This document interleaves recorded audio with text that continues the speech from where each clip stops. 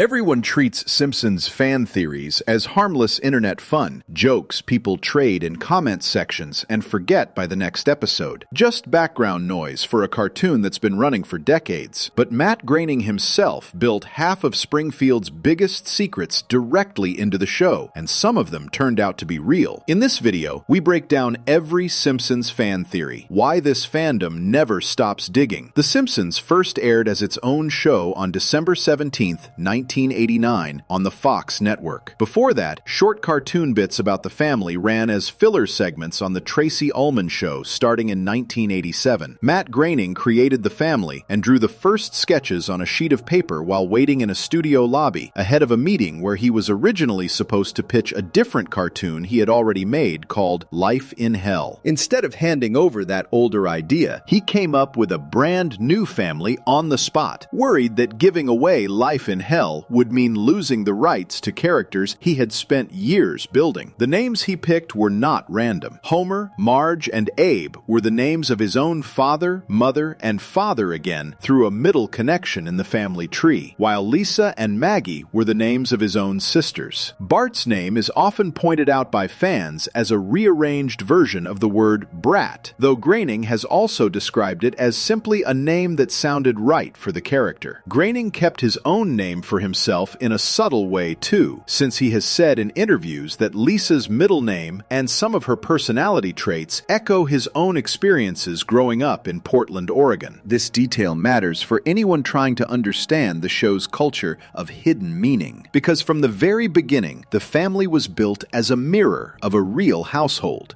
dressed up in yellow skin and 4 fingers per hand. Once the show moved to its own half-hour slot, it kept growing instead of slowing down. By the time it entered its 4th decade on the air, it had already passed shows like Gunsmoke to become the longest-running scripted primetime series in American television history, and it holds the record for the most episodes of any scripted primetime show as well. Fox renewed the series well past its 30th season, and by the mid-2020s, the show had aired more than 750 episodes across more than 35 seasons, with new seasons still being ordered. A show running for this long, with this many episodes, builds up an enormous amount of material for people to study, argue about, and pick apart. 10 seasons of a normal show might give fans a few hundred scenes to think over. The Simpsons offers thousands of scenes, spread across decades, drawn by different animation teams, written by different writers, and revised many times as the show's tone shifted over the years. This length is the first reason the show attracts so much theory building. A story that runs for one season has a beginning, a middle, and an end that fans can hold in their heads all at once. A story that runs for 35 years cannot work that way. Writers leave the show and new ones join. Animation studios change. The tone of jokes shifts from gentle family comedy in the early seasons to sharper, weirder humor in later ones. None of this happens because of some hidden master plan. It happens because television shows are made by large teams of people over long periods of time, and no single person controls every choice from episode 1 through episode 800. Fans who watch closely start to notice these shifts, and instead of accepting them as ordinary parts of how long-running shows work, some viewers begin looking for a bigger explanation that ties everything together. The second reason sits inside the show itself. From very early on, The Simpsons was built with layers. The main joke of a scene plays out for the casual viewer, while a background sign, a passing comment, or an object on a shelf carries a second joke for anyone paying close attention. The famous chalkboard gag that opens almost every episode, where Bart writes a different punishment line on a classroom chalkboard, exists purely as a reward for viewers who show up early and read text on screen instead of skipping the intro. The couch gag that follows, showing the family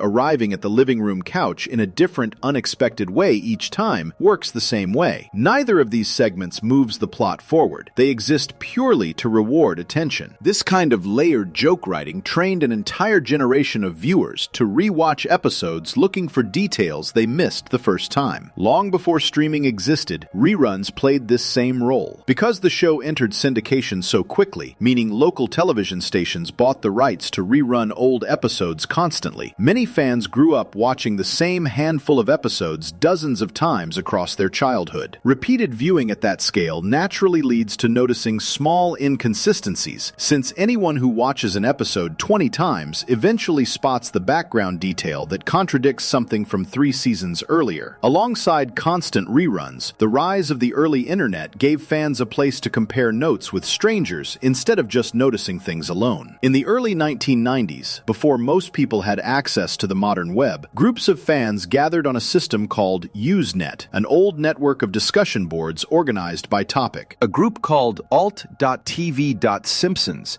became one of the most active fan communities on the entire early internet, with fans posting detailed breakdowns of episodes, tracking small production errors, and debating character backstories line by line. This group is still remembered today as one of the first real examples of organized television fandom happening online, years before most other shows had anything similar. As the wider internet grew through the late 1990s and 2000s, fan activity around the show did not fade, it multiplied. Dedicated wiki sites appeared, where volunteers built enormous, searchable databases of every character, every location, and every joke reference from the show, cross-checking details across hundreds of episodes. These wikis turned what used to be scattered fan memory into an organized, searchable record, which made it far easier for someone to notice a contradiction between an early episode and a recent one, since the information was sitting right there in one place, instead of buried in old VHS tapes. Later, when platforms like Reddit became popular, fan theory culture found a new home that was built almost perfectly for this kind of activity. Reddit rewards long, detailed posts that lay out evidence step by step, and it allows thousands of people to read, discuss, and build on a single idea within hours of it being posted. A theory that might have taken years to spread through word of mouth in the 1990s could now reach a huge audience overnight. Several of the most famous Simpsons fan theories that circulate today, including ideas about hidden meanings behind long-running mysteries on the show, started as single posts on Reddit before spreading to news sites, video essays, and social media discussions everywhere else. A third reason ties directly to the choice the show made early on to stay mostly episodic rather than serialized. A serialized show tells one long story across many episodes, where events in episode 1 directly affect what happens in episode 50. The Simpsons almost never works that way. Each episode usually resets by the next one, with very few permanent changes carried forward. Characters gain and lose jobs, injuries appear and vanish, and dramatic events from one episode are rarely mentioned again. This approach let the writers tell wild, over-the-top stories without worrying about long-term consequences, since nothing needed to connect neatly to anything else. This episodic freedom is part of what makes the show so flexible and funny, but it also means official continuity was never treated as something sacred. When 2 episodes give different explanations for the same detail, such as how a character first met another character or how old a character is supposed to be, neither version was written with the goal of matching the other. The writers were focused on making that single episode work, not on building a puzzle box for future viewers to solve. Fans looking closely at these small differences sometimes read them as intentional clues rather than the natural result of a long-running show being written by dozens of different people across many years. That gap between how the writers actually worked and how fans sometimes interpret the results is where a large portion of fan theory culture lives. A fourth piece of this puzzle comes from the people who actually make the show. Several writers and producers connected to The Simpsons have stayed active and visible online for years, particularly longtime writer and executive producer Al Jean, who has responded directly to fan questions and theories on social media on more than one occasion. When one of the most famous fan theories about the show spread widely online, claiming that a major character had secretly been unconscious for years, Jean responded publicly and firmly denied it, explaining that the writing team never intended anything like a hidden storyline stretching back decades. His response did not end the theory's popularity. popularity, since fans continued sharing and defending it, but it shows something important about the relationship between the people who make the show and the people who watch it. Unlike many long-running franchises, where creators stay distant and silent, several people behind The Simpsons have engaged directly with fan theories in real time, sometimes confirming details, sometimes denying them, and sometimes even digging through old production files to check. That last point deserves its own mention because it shows how far some of these investigations go. Former showrunner Bill Oakley once searched through decades-old personal files after fans spotted what looked like an unusual detail hidden in the background of one of the show's most famous episodes. Rather than simply denying or confirming the theory from memory, he located written notes from the original production process, made public what he found, and let fans see the actual evidence for themselves. This kind of direct, documented response is rare in television history, and it shows that Simpsons fan theories are not just wild guesses floating in a vacuum. Some of them get tested against real records from the people who were actually in the room when the show was made. Taken together, these four things explain why this particular show,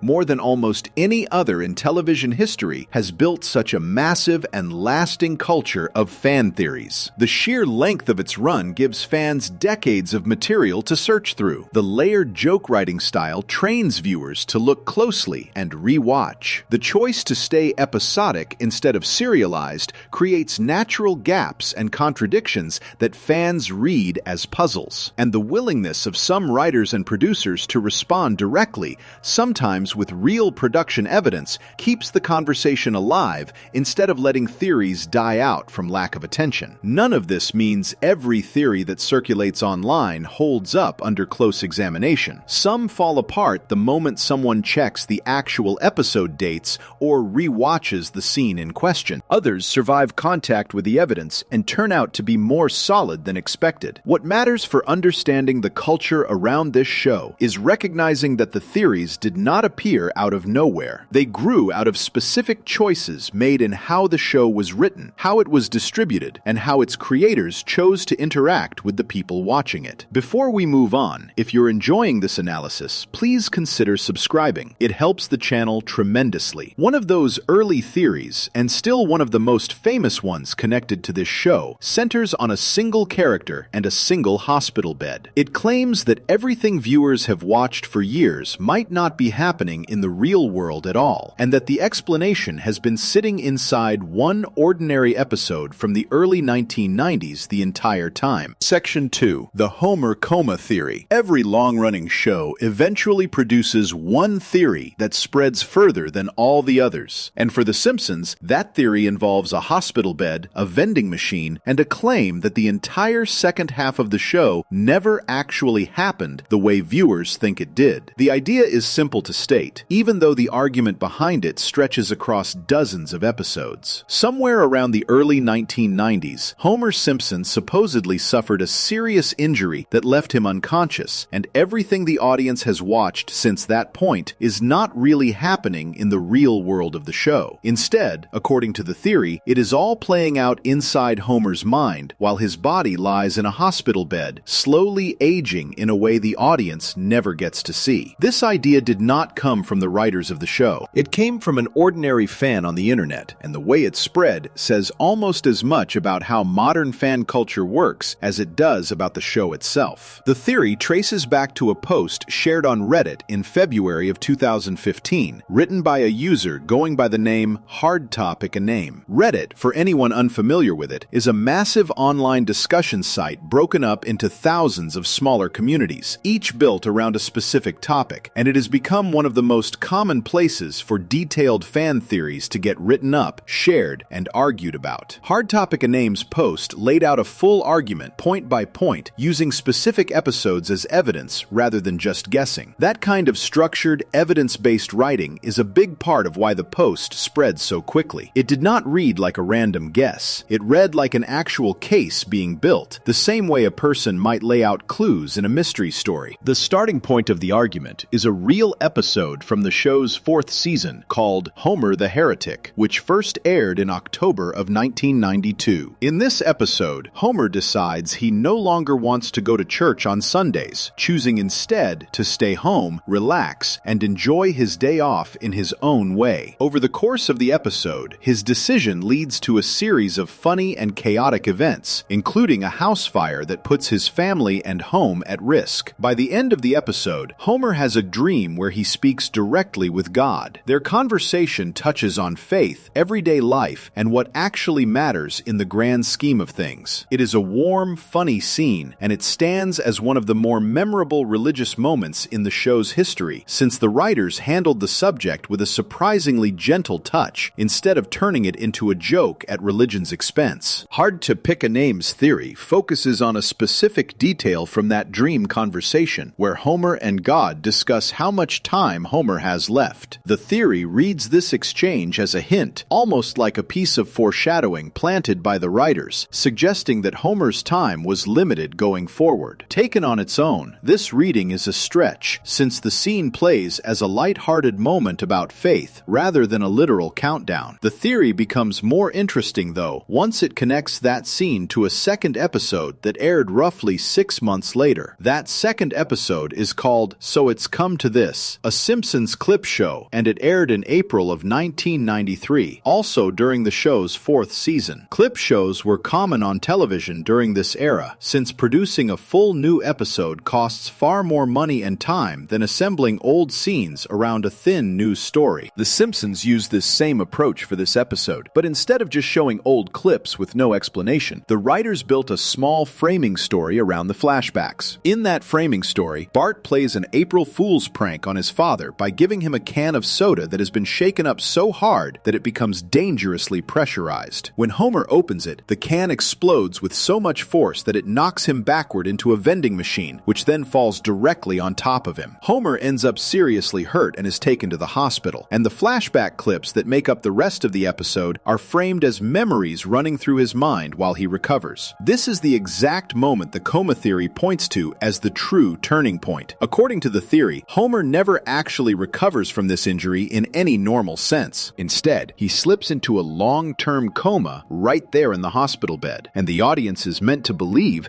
that every episode broadcast after this point, stretching across the years that follow, is simply a coma dream playing out inside his unconscious mind. The theory ties this directly back to the God conversation from 6 months earlier, reading that earlier scene as a subtle warning that something was coming for Homer, something the show would only reveal through careful reading rather than direct explanation. Once this basic frame is set up, the theory builds outward using dozens of small details pulled from later seasons, treating each one as supporting evidence rather than an unrelated joke. One of the most repeated pieces of evidence involves how the show's stories became noticeably wilder and stranger as the years went on. Early seasons of The Simpsons mostly dealt with grounded, everyday situations, things like family arguments, school problems, and small-town drama. As the show moved into later seasons, plots grew far more exaggerated, including storylines that sent Homer into outer space, or storylines where Mr. Burns captures a creature resembling the Loch Ness Monster. The coma theory treats this shift in tone as proof that the audience is no longer watching a grounded version of Springfield, but rather a version shaped by an injured, dreaming mind that has lost touch with ordinary limits. Another detail the theory leans on involves the fact that the Simpson family members never appear to age in any noticeable way, despite the show running for decades in real-world time. Bart and Lisa remain the same age season after season, year after year, no matter how much real-world time passes outside the show. While this kind of frozen aging is extremely common in long-running cartoons for entirely ordinary reasons, since animated sitcoms rarely age their characters in real time, the coma theory offers its own explanation instead. If everything happening after the vending machine accident is simply a coma dream, then the frozen ages make a strange kind of sense, since a dream does not need to follow the normal passage of time the way real life does. A third piece of evidence often mentioned by supporters of the theory involves how Homer seems to stay aware of new slang, new technology, and new celebrities as the decades pass, despite supposedly being unconscious the entire time. The theory answers this by suggesting that Homer, lying in his hospital bed, might still be able to hear conversations happening around him, whether from nurses, visitors, visitors, or television playing in the background of his hospital room. According to this reading, those overheard fragments of the outside world slowly get woven into his ongoing coma dream, which would explain how the dream world stays somewhat updated with real-world culture, even while Homer himself never physically wakes up. It is worth being clear about what this theory actually is and is not. It is not something confirmed by the writers, the producers, or anyone officially connected to the show. It is a piece of fan analysis built entirely after the fact, using selected scenes from 2 specific episodes, plus general patterns noticed across many later seasons, structured into a single connected story. The show itself has never presented Homer's later adventures as a dream sequence, and nothing in any official episode script or production material has ever confirmed anything resembling this idea. This distinction matters because part of why the theory became so popular is that it was written and shared in a way that felt convincing, using dates, episode titles, and specific scenes rather than vague guesses. Even though convincing writing is not the same thing as confirmed fact. The theory spread extremely quickly once it hit Reddit in February of 2015. Within days, it had been picked up and written about by numerous entertainment and pop culture news sites, each one summarizing the argument for a wider audience that might never have seen the original Reddit post. The spread was fast enough and wide enough that it eventually reached mainstream entertainment reporters, who took the extra step of reaching out to the show's own production team for a response, rather than simply repeating the theory as an interesting piece of internet trivia. That response came from Al Jean, who has served as an executive producer and writer on The Simpsons for the majority of its run, and remains one of the most publicly recognizable people connected to the show behind the scenes. When reporters asked him directly about the coma theory, Jean firmly denied that anything like it was ever intended by the writing staff. His explanation focused on a simple point about how television production actually works. He noted that if the theory were true, it would mean that back in 1993, during the 4th season of a show that had only just begun, the writers would have needed to plant a secret twist meant to only be understood decades later by future audiences and future writing staff who had not even joined the show yet. Gene pointed out how unrealistic this would be, since nobody working on the show in 1993 could have known the series would still be running strong more than 20 years later, let alone planned a hidden storyline meant to eventually connect all of it together. This denial did not make the theory disappear. If anything, it became part of the story surrounding the theory itself, since many fans enjoy the idea that even a clear, direct denial from someone at the very center of the show's production has not been enough to fully kill the theory's popularity. This pattern is actually common across internet fan culture more broadly. Theories that offer a clean, satisfying explanation for something viewers have noticed tend to survive even after the people who actually made the thing in question step in to deny them, because the appeal of the theory rarely depends on it being officially true. Instead, the appeal often comes from how neatly it seems to tie together small details that otherwise feel scattered and disconnected. It is also worth noting how much cultural reach the coma theory eventually gained outside of simple news coverage. By April of 2015, just a couple of months after the original Reddit post appeared, the theory had become well known enough that a web series dedicated to internet conspiracy theories and fan debates produced an entire episode built around it, walking through the argument point by point for a video audience rather than a text-based one. This kind of jump from a single online post to becoming the subject of standalone video content shows how far a well-built fan theory can travel once it catches attention, moving from a discussion board to news articles to video breakdowns, all within the span of a couple of months. Looking closely at how the theory is constructed also reveals something interesting about the 2 episodes it relies on. Homer the Heretic and So It's Come to This, a Simpsons clip show, are on their own 2 completely unrelated pieces of storytelling. Homer the Heretic is a warm episode about faith and family, while the clip show episode exists mainly as a cost-saving device to reuse old footage, wrapped around a very simple prank gone wrong. Neither episode was written with the other in mind as part of some larger plan. They aired 6 months apart because that is simply how the production schedule for that season happened to fall, not because of any deliberate storytelling decision connecting the two. The coma theory takes these 2 unconnected pieces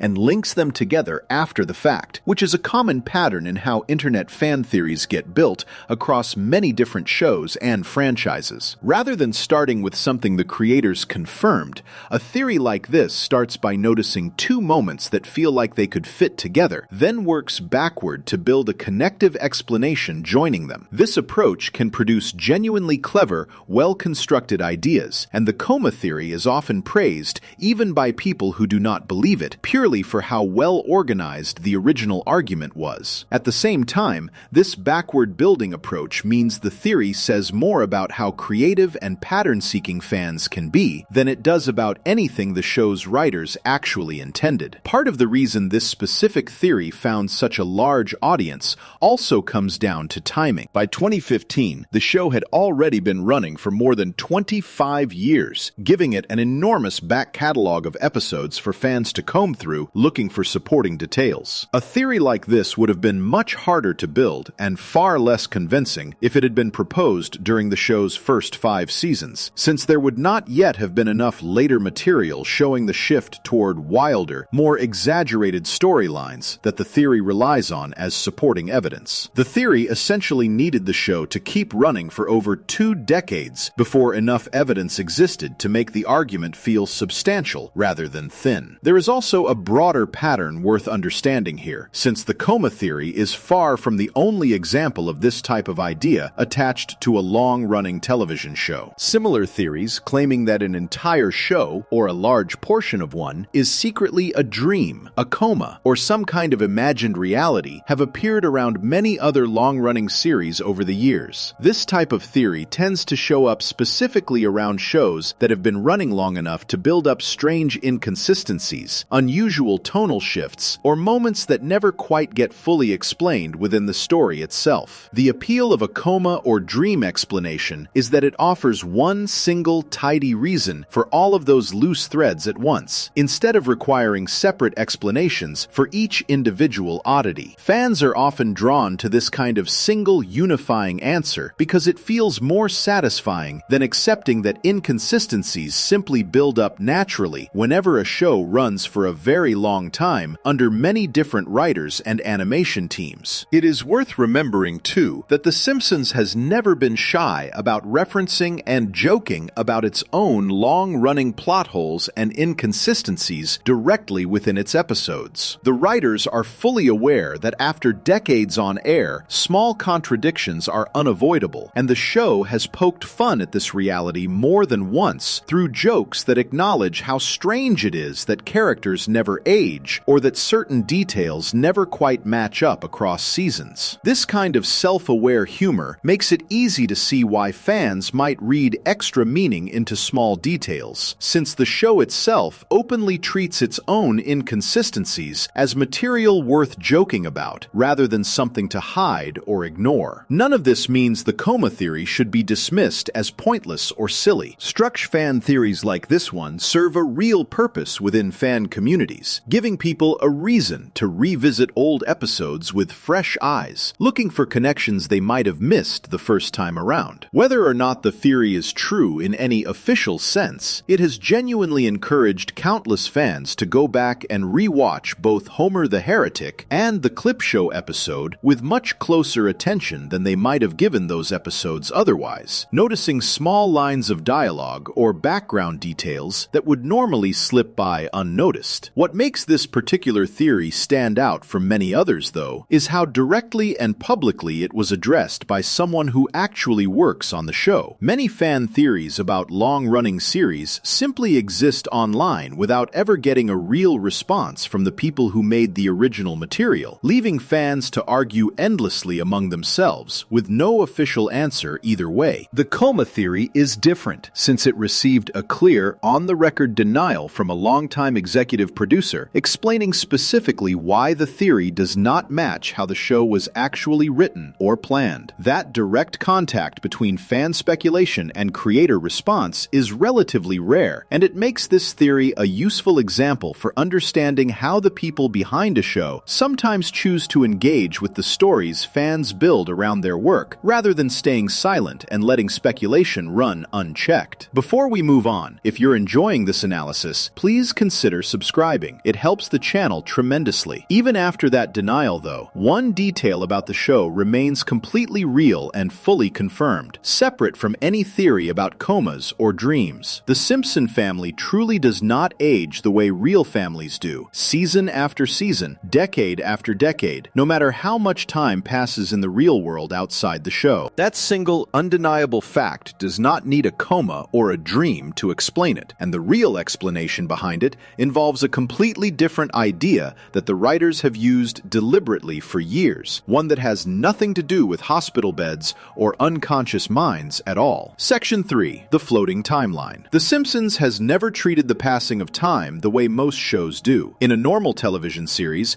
characters grow older as the seasons go by, kids move up in school grades, and events from 10 years ago in the story world are understood to have happened 10 years ago in real time as well. The Simpsons breaks this rule completely, and it does so on purpose. Bart Simpson has been 10 years old since the show began airing new episodes in December of 1989, and he remains 10 years old today, even though more than 3 decades of real-world time have passed since that first broadcast. Lisa has stayed 8. Homer and Marge have stayed roughly the same age, too, never aging into their 60s or 70s the way real parents from 1989 would have by now. At the same time, the world around the family keeps moving forward. Characters reference modern phones, current celebrities, recent slang, and whatever technology happens to exist at the moment a given episode was written. This creates a strange kind of setup where the characters themselves are frozen in place while the world they live in keeps updating around them. Fans and writers who study the show closely have given this pattern a name. They call it the floating timeline, and understanding it helps explain a huge number of the small contradictions that show up across the series. The basic idea behind a floating timeline is fairly simple once it is laid out clearly. Instead of locking every character's birth year and backstory into one fixed point, the show treats the present day of each new episode as always being right now, whenever now happens to be. If an episode airs in 2024, then that episode is set in 2024, no matter what year earlier episodes might have implied through old flashbacks. This means that any time the show needs to explain how old a character is, or what they were doing years earlier in their life, the writers simply count backward from whatever the current year happens to be at the time that specific episode is written. The result is that a character's exact birth year and life story are never permanently fixed. They shift slightly every few years to keep the character's present-day age consistent with the current year the show is airing in. This approach makes a certain kind of practical sense for a show that has now been running for well over 3 decades. If the writers had locked Bart's birth year in place back in 1989 and aged him forward in real time, he would be well into his 40s by now, which would completely change the entire premise of the show. Keeping the family's ages frozen lets the writers keep telling stories about a 10-year-old troublemaker and his family without ever needing to explain why he grew up, moved out, or got a job. The trade-off for this flexibility is that any backstory detail tied to a specific historical event or specific year becomes something the writers may need to quietly change later on, once enough real-world time has passed that the original explanation no longer lines up with the characters' frozen ages. One of the clearest and most talked about examples of this pattern involves Grandpa Simpson, whose full name is Abraham Simpson, and his supposed history as a soldier during World War II. In Season 7, an episode titled Raging Abe Simpson and His Grumbling Grandson in The Curse of the Flying Hellfish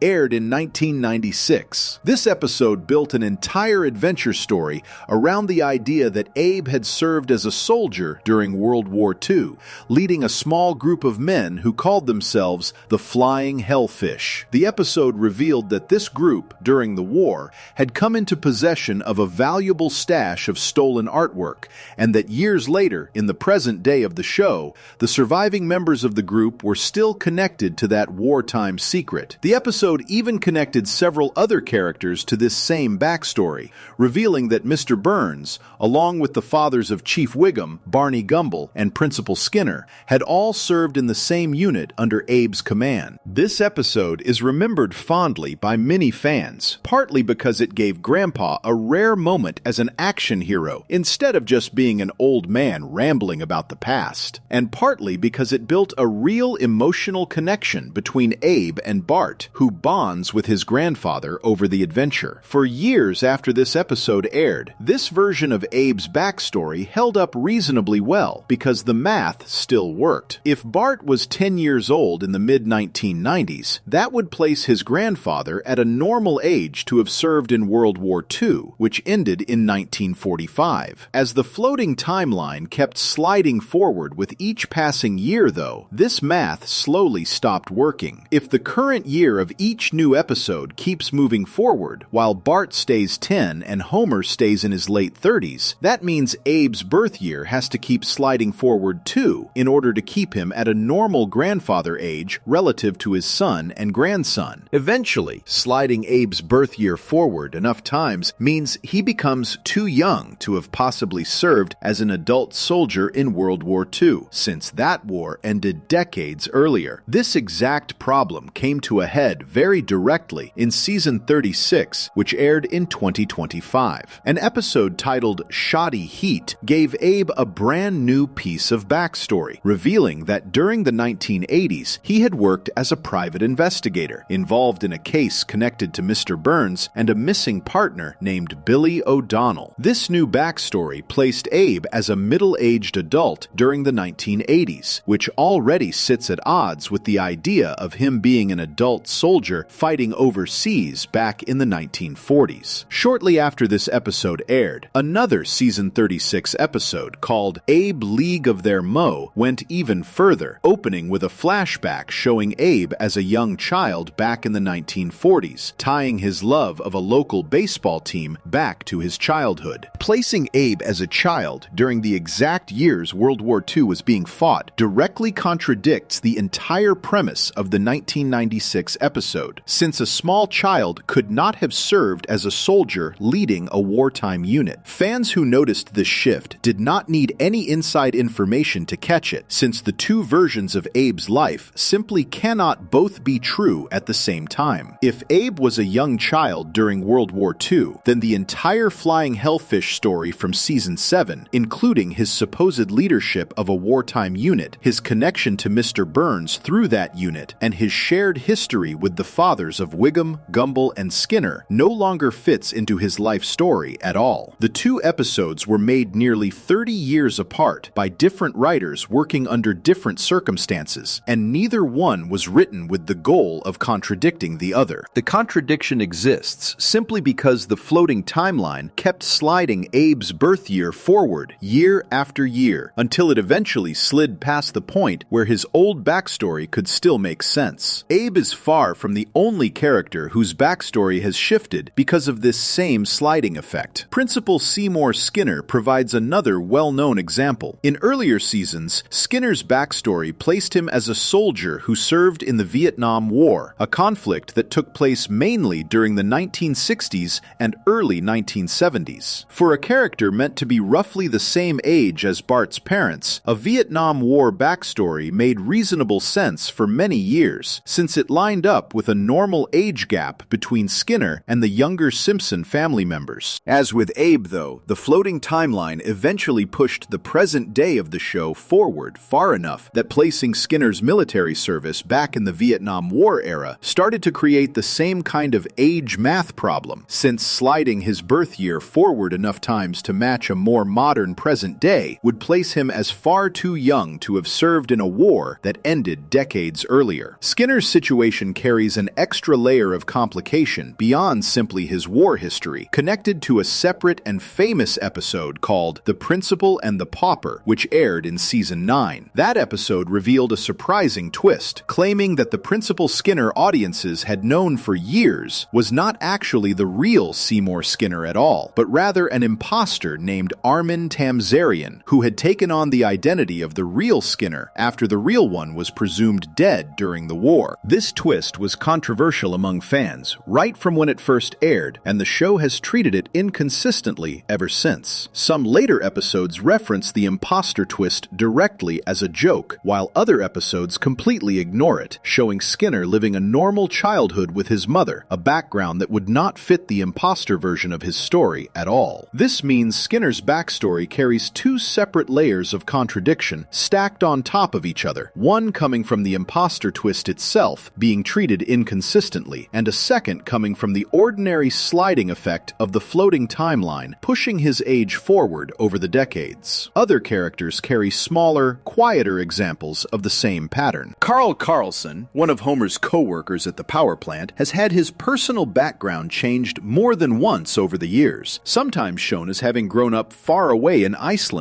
and other times shown as having grown up locally in Springfield as a childhood friend of Homer's. Kearney Ziswitz, one of the local bullies who attends school alongside Bart, despite clearly looking much older than a typical student, has also run into age-related contradictions. In one episode, Principal Skinner mentions that Kearney is old enough to remember a specific historical event from the mid-1970s, a detail that only makes sense if Kearney was already alive and old enough to form memories at that specific point in time, which sits strangely alongside the fact that Kearney is still shown attending grade school decades later without ever seeming to age forward himself. None of these contradictions exist because the writers made careless mistakes or failed to plan ahead. They exist because of a deliberate creative choice made very early in the show's history, one that prioritized keeping the family frozen at their original ages over maintaining a single, permanently fixed history for every character. This choice made perfect sense for a show that nobody involved in its early seasons could have known would still be airing new episodes more than 3 decades later. Locking every character's birth year permanently in place back in 1989 would have made the show far harder to keep writing fresh stories for as the real-world calendar kept moving forward, since the family would have had to age into adulthood, retirement, and beyond, changing the entire basic setup the show depends on. The floating timeline approach solves that problem neatly, but it comes with the trade-off of occasionally producing exactly the kind of contradiction seen with Abe's shifting war history or Skinner's shifting military background. Every time the show references a specific historical event, a specific decade, or a specific war as part of a character's personal backstory, that reference becomes something that may eventually stop lining up once enough additional real-world years pass and the sliding timeline pushes the present day far enough forward. The writers appear to accept this trade-off as simply part of how the show works, often revisiting and quietly updating a character's backstory once an old explanation stops making sense, rather than trying to keep every past episode permanently locked in as strict, unchangeable history. This pattern also explains something that often confuses newer viewers who try to watch the show in broadcast order while paying close attention to exact dates and ages. 2 episodes made only a few years apart can sometimes give noticeably different explanations for the same background detail, not because of some hidden secret meaning, but simply because the floating timeline had already shifted slightly between when each episode was written. A background detail that worked perfectly in a Season 4 episode might already feel slightly outdated by the time a Season 12 episode references similar territory, and by the time a Season 36 episode revisits the same character decades later, the original detail may no longer fit at all. Understanding the floating timeline also helps make sense of why certain fan theories, including ones built around trying to pin down an exact fixed history for the Simpson family, tend to run into trouble the moment someone checks specific dates across multiple episodes closely. A theory that relies on treating one specific episode's timeline details as permanently locked in place will almost always eventually run into a contradiction from a different episode, made years earlier or years later, that quietly shifted those same details to match a different point along the sliding scale. This is simply how the show has always worked, openly and consistently, rather than being a mistake the writers failed to notice. Before we move on, if you're enjoying this analysis, please consider subscribing. It helps the channel tremendously. This constant shifting of ages and histories raises a bigger question fans have argued over for just as long. If time in Springfield never behaves the way it does in the real world, then one mystery still remains completely unanswered, one that has nothing to do with birth years or old wars at all, and everything to do with exactly where Springfield is supposed to sit on the map. Section 4. Where is Springfield really? Every fan who has ever tried to pin down exactly where the Simpson family lives has run into the same same wall. The show has been on the air since 1989. It has shown the town from countless angles. It has given the town a name, a mayor, a police force, a school district, and a nuclear power plant. And yet, after all these decades, it has never once clearly stated which of the 50 American states this town actually sits inside. This is not an accident, and it is not something the writers simply forgot to settle. It is one of the longest-running and most deliberate jokes in the entire history of the show, kept alive on purpose for over 3 decades. To understand why the mystery exists at all, it helps to start with where the name Springfield actually came from in real life. Matt Groening, the cartoonist who created the Simpson family, has explained in interviews that he picked the name Springfield because of an old television show from the 1950s called Father Knows Best, which was set in a town called Springfield. As a kid growing up in Portland, Oregon, Groening liked the idea that this fictional Springfield from an old television show might be the same Springfield sitting just south of Portland in real life, a town also actually named Springfield, Oregon. Groening has said that once he got older, he realized that the Springfield from Father Knows Best was never meant to represent any single real town at all, and that Springfield happens to be one of the single most common city names anywhere in the United States, appearing in dozens of different states across the country. When Groening later created The Simpsons and needed a name for the family's hometown, he chose Springfield specifically because of how common and ordinary the name is. He has explained that he liked the idea that viewers all across the country, no matter which state they lived in, might each assume the show was quietly based on their own local Springfield, since so many different states happen to have a town using that exact name. This choice turned out to work exactly the way Groening hoped. Because Springfield is such a widely used town name in real life, viewers from many different states have been able to look at the show and feel like it might secretly be based on wherever they happen to live, which helped the show feel personal and familiar to a much wider audience than a single, clearly identified real city ever could have. Once the show became a massive success and had been running for years, curiosity about the exact location naturally grew. Fans wanted to know, once and for all, which actual state this Springfield sits in the story world of the show itself. Instead of settling the question directly, though, the writers leaned into the mystery, turning it into a running joke that has shown up again and again throughout the series. Rather than naming a state outright, episodes have repeatedly dropped in small clues about Springfield's geography, but almost every single clue given contradicts some other clue given in a different episode, making it impossible to line everything up into one consistent, agreed-upon location. This pattern of contradicting geography shows up constantly if someone actually goes looking for it. Certain episodes suggest Springfield sits somewhere in the middle of the country, surrounded by flat farmland stretching for miles in every direction. Other episodes show the town sitting right next to an ocean coastline, complete with beaches and a working harbor, which would be impossible for a landlocked, middle-of-the-country location. Some episodes reference weather patterns, wildlife, or nearby geography that would only make sense in one specific region of the country, while a completely different episode references something that would only make sense somewhere else entirely. None of these contradictions line up into one single, hidden, true answer. They stack directly on top of each other instead, making the location less clear the more clues someone tries to gather, rather than more clear. The show has been fully aware of this contradiction the entire time, and rather than trying to hide it or quietly fix it, the writers have openly poked fun at it directly within actual episodes. Lisa Simpson, the character in the family most often associated with careful, logical thinking, has directly addressed the mystery on screen, describing Springfield's location as a genuine puzzle, admitting that solving it takes looking closely at all the available clues at once. Even this in-show acknowledgement, though, comes wrapped in the show's usual style of humor, since the moment always seems to lead toward more confusion rather than delivering any real, satisfying answer. One of the most famous and most direct jokes about the mystery came from The Simpsons movie, a full-length film released in 2007. In one scene, the movie actually shows a map of the surrounding area, seemingly about to reveal, once and for all, exactly which state Springfield sits inside. inside. Rather than answering the question clearly, though, the map instead shows Springfield sitting at the meeting point of 4 different states at once, listed as Ohio, Nevada, Maine, and Kentucky. Anyone with even a basic understanding of United States geography can immediately see the joke here, since these 4 states are nowhere near each other in real life. Ohio sits in the eastern part of the country, Nevada sits far off in the west, Maine sits up in the northeast corner along the Atlantic coast, and Kentucky sits down in the south-central region. There is no possible real-world location where all 4 of these states could ever actually touch each other, making the map itself a deliberate, impossible joke rather than any kind of genuine answer. This joke did not appear in the movie by accident. The film's writers included it specifically as a direct response to the ongoing fan obsession with figuring out Springfield's true location, essentially telling the audience directly that trying to solve the mystery using in-show clues was always going to be a pointless task, since the clues themselves were built to never fit together properly in the first place. Longtime executive producer and writer Al Jean has addressed this same joke directly outside of the show as well, confirming in interviews that the writers built the 4-state map specifically as a playful challenge to fans,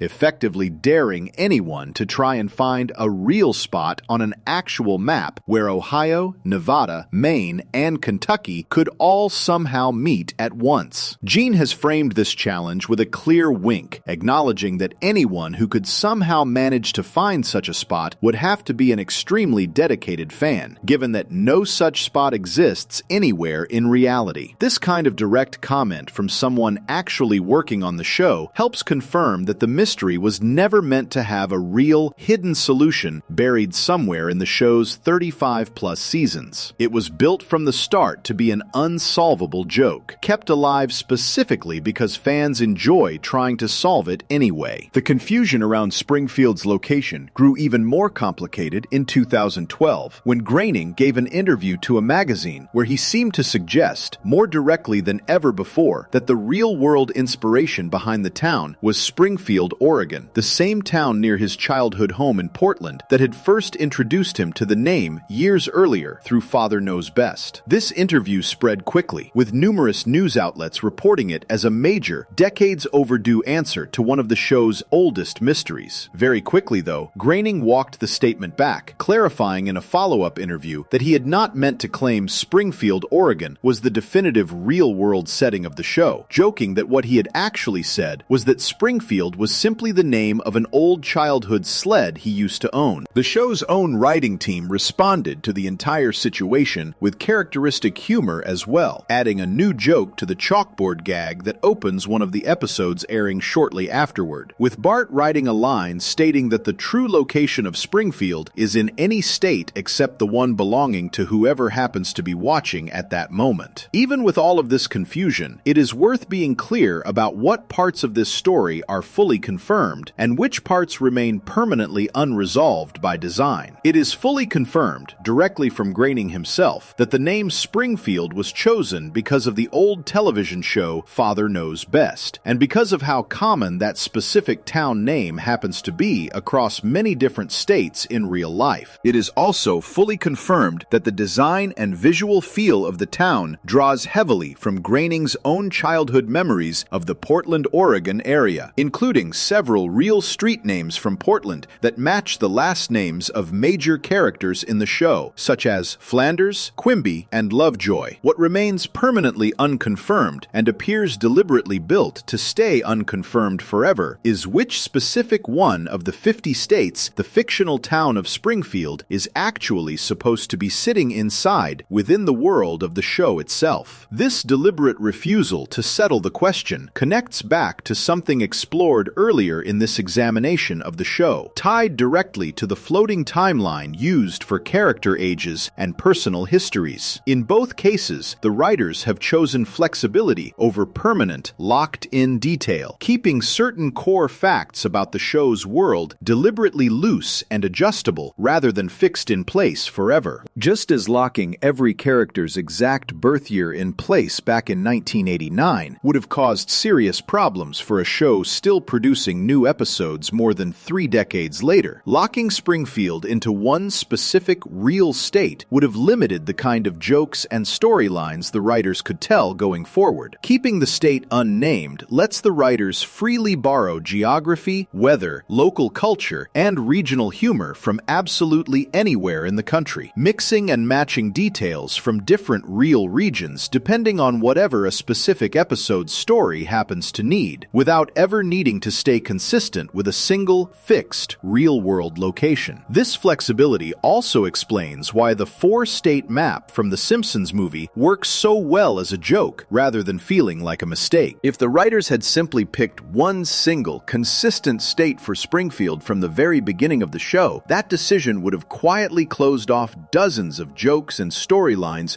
built around borrowing geography and culture from many different parts of the country. By keeping the location permanently unresolved instead, and by directly poking fun at the impossibility of ever solving it, the show turned what might have looked like a simple continuity gap into one of its most beloved, long-running jokes. One that fans still bring up and argue about even now, decades after the show first began. Before we move on, if you're enjoying this analysis, please consider subscribing. It helps the channel tremendously. None of this uncertainty extends to Springfield's neighboring rival town, which shows up constantly throughout the series as a kind of friendly enemy city sitting somewhere nearby. That neighboring town has its own name, its own history, its own reputation among Springfield's residents, and its own strange connection to Groening's own personal background growing up in Oregon, one that opens up an entirely different piece of this same puzzle, tied not to where Springfield sits, but to the identity of the town sitting right next door to it. Section 5. The rivalry with Shelbyville. Springfield never exists alone in the world of the show. From very early in the series, one other town keeps showing up again and again, treated as a kind of twin sitting just next door, close enough to visit in a single afternoon, yet different enough that the two places treat each other as rivals, rather than neighbors sharing anything in common. That other town is called Shelbyville, and its constant presence throughout the show gives fans a second angle on the same geography puzzle explored in the last section, this time built around a real, confirmed backstory rather than a permanently unsolved mystery. Shelbyville shows up across many episodes of the series, almost always in the same basic role. Whenever the writers need a rival town for Springfield to compete against, whether the contest involves a school event, a sports competition, a business deal, or something far sillier, Shelbyville is usually the town standing on the other side of that contest. The relationship between the two places carries a very specific flavor throughout the show. Springfield is generally treated as the rougher, scrappier, working-class town, while Shelbyville is treated as slightly fancier, slightly more polished, and often a little more full of itself. This dynamic plays out consistently enough across the show's run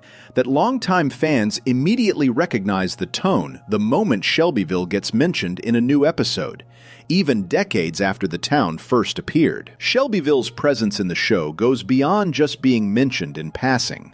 According to details established across multiple episodes, the town sits close enough to Springfield that a road sign shown in one episode lists the distance between the two as only 47 miles, placing it firmly within easy driving distance, similar to how a person might describe a neighboring city in real life, rather than some distant, unconnected place. This same sign lists two other nearby towns as well, one called North Haverbrook and another simply listed as Mexico City, sitting much further away, giving a small, confirmed sense of how the writers have occasionally sketched out a rough regional map surrounding Springfield without ever locking down anything more specific than these scattered, joke-filled references. Shelbyville also connects to at least one recurring character's personal background in a way that ties the rival town directly into the ongoing lives of the Simpson family, rather than keeping it purely as an outside location the family only visits during special competitions. Luann Van Houten, the mother of Bart's best friend Milhouse, is established across the show as having grown up in Shelbyville herself, before eventually settling in Springfield as an adult. This detail means Shelbyville is not simply a distant rival town that shows up only when the plot specifically calls for a competition. it is also, quietly, the hometown of someone connected directly to the Simpson family's closest social circle, giving the rivalry a slightly more personal undertone whenever Milhouse's own family background gets mentioned across different episodes. The town's history also comes with its own small layer of internal inconsistency, similar to the kind of shifting detail explored earlier when looking at how the show handles character backstories more broadly. According to a reference made in an episode called Last Exit to Springfield, Shelbyville was known by a different name, Morganville, at some point during Grandpa Simpson's own younger years. This detail is never expanded into a full explanation, and the show has never directly addressed why or when the town's name changed, leaving it as one more small, half-explained thread scattered among the show's already loosely connected sense of its own history. Rather than treating this as a serious continuity problem, the show simply drops the detail in as a quick background reference and moves on, the same way it treats most of its supposed historical record. Returning to the clearest and most detailed explanation for why these two towns dislike each other so much, that explanation comes from a Season 6 episode called Lemon of Troy, which first aired on May 14th, 1995. In this episode, a prized lemon tree belonging to the town of Springfield gets stolen by a group of kids from Shelbyville, and Bart leads a small group of Springfield kids, including Milhouse, Nelson, Martin, and a boy nicknamed Database, on a mission to sneak into Shelbyville and get the tree back. Partway through the episode, Grandpa Simpson sits down with the kids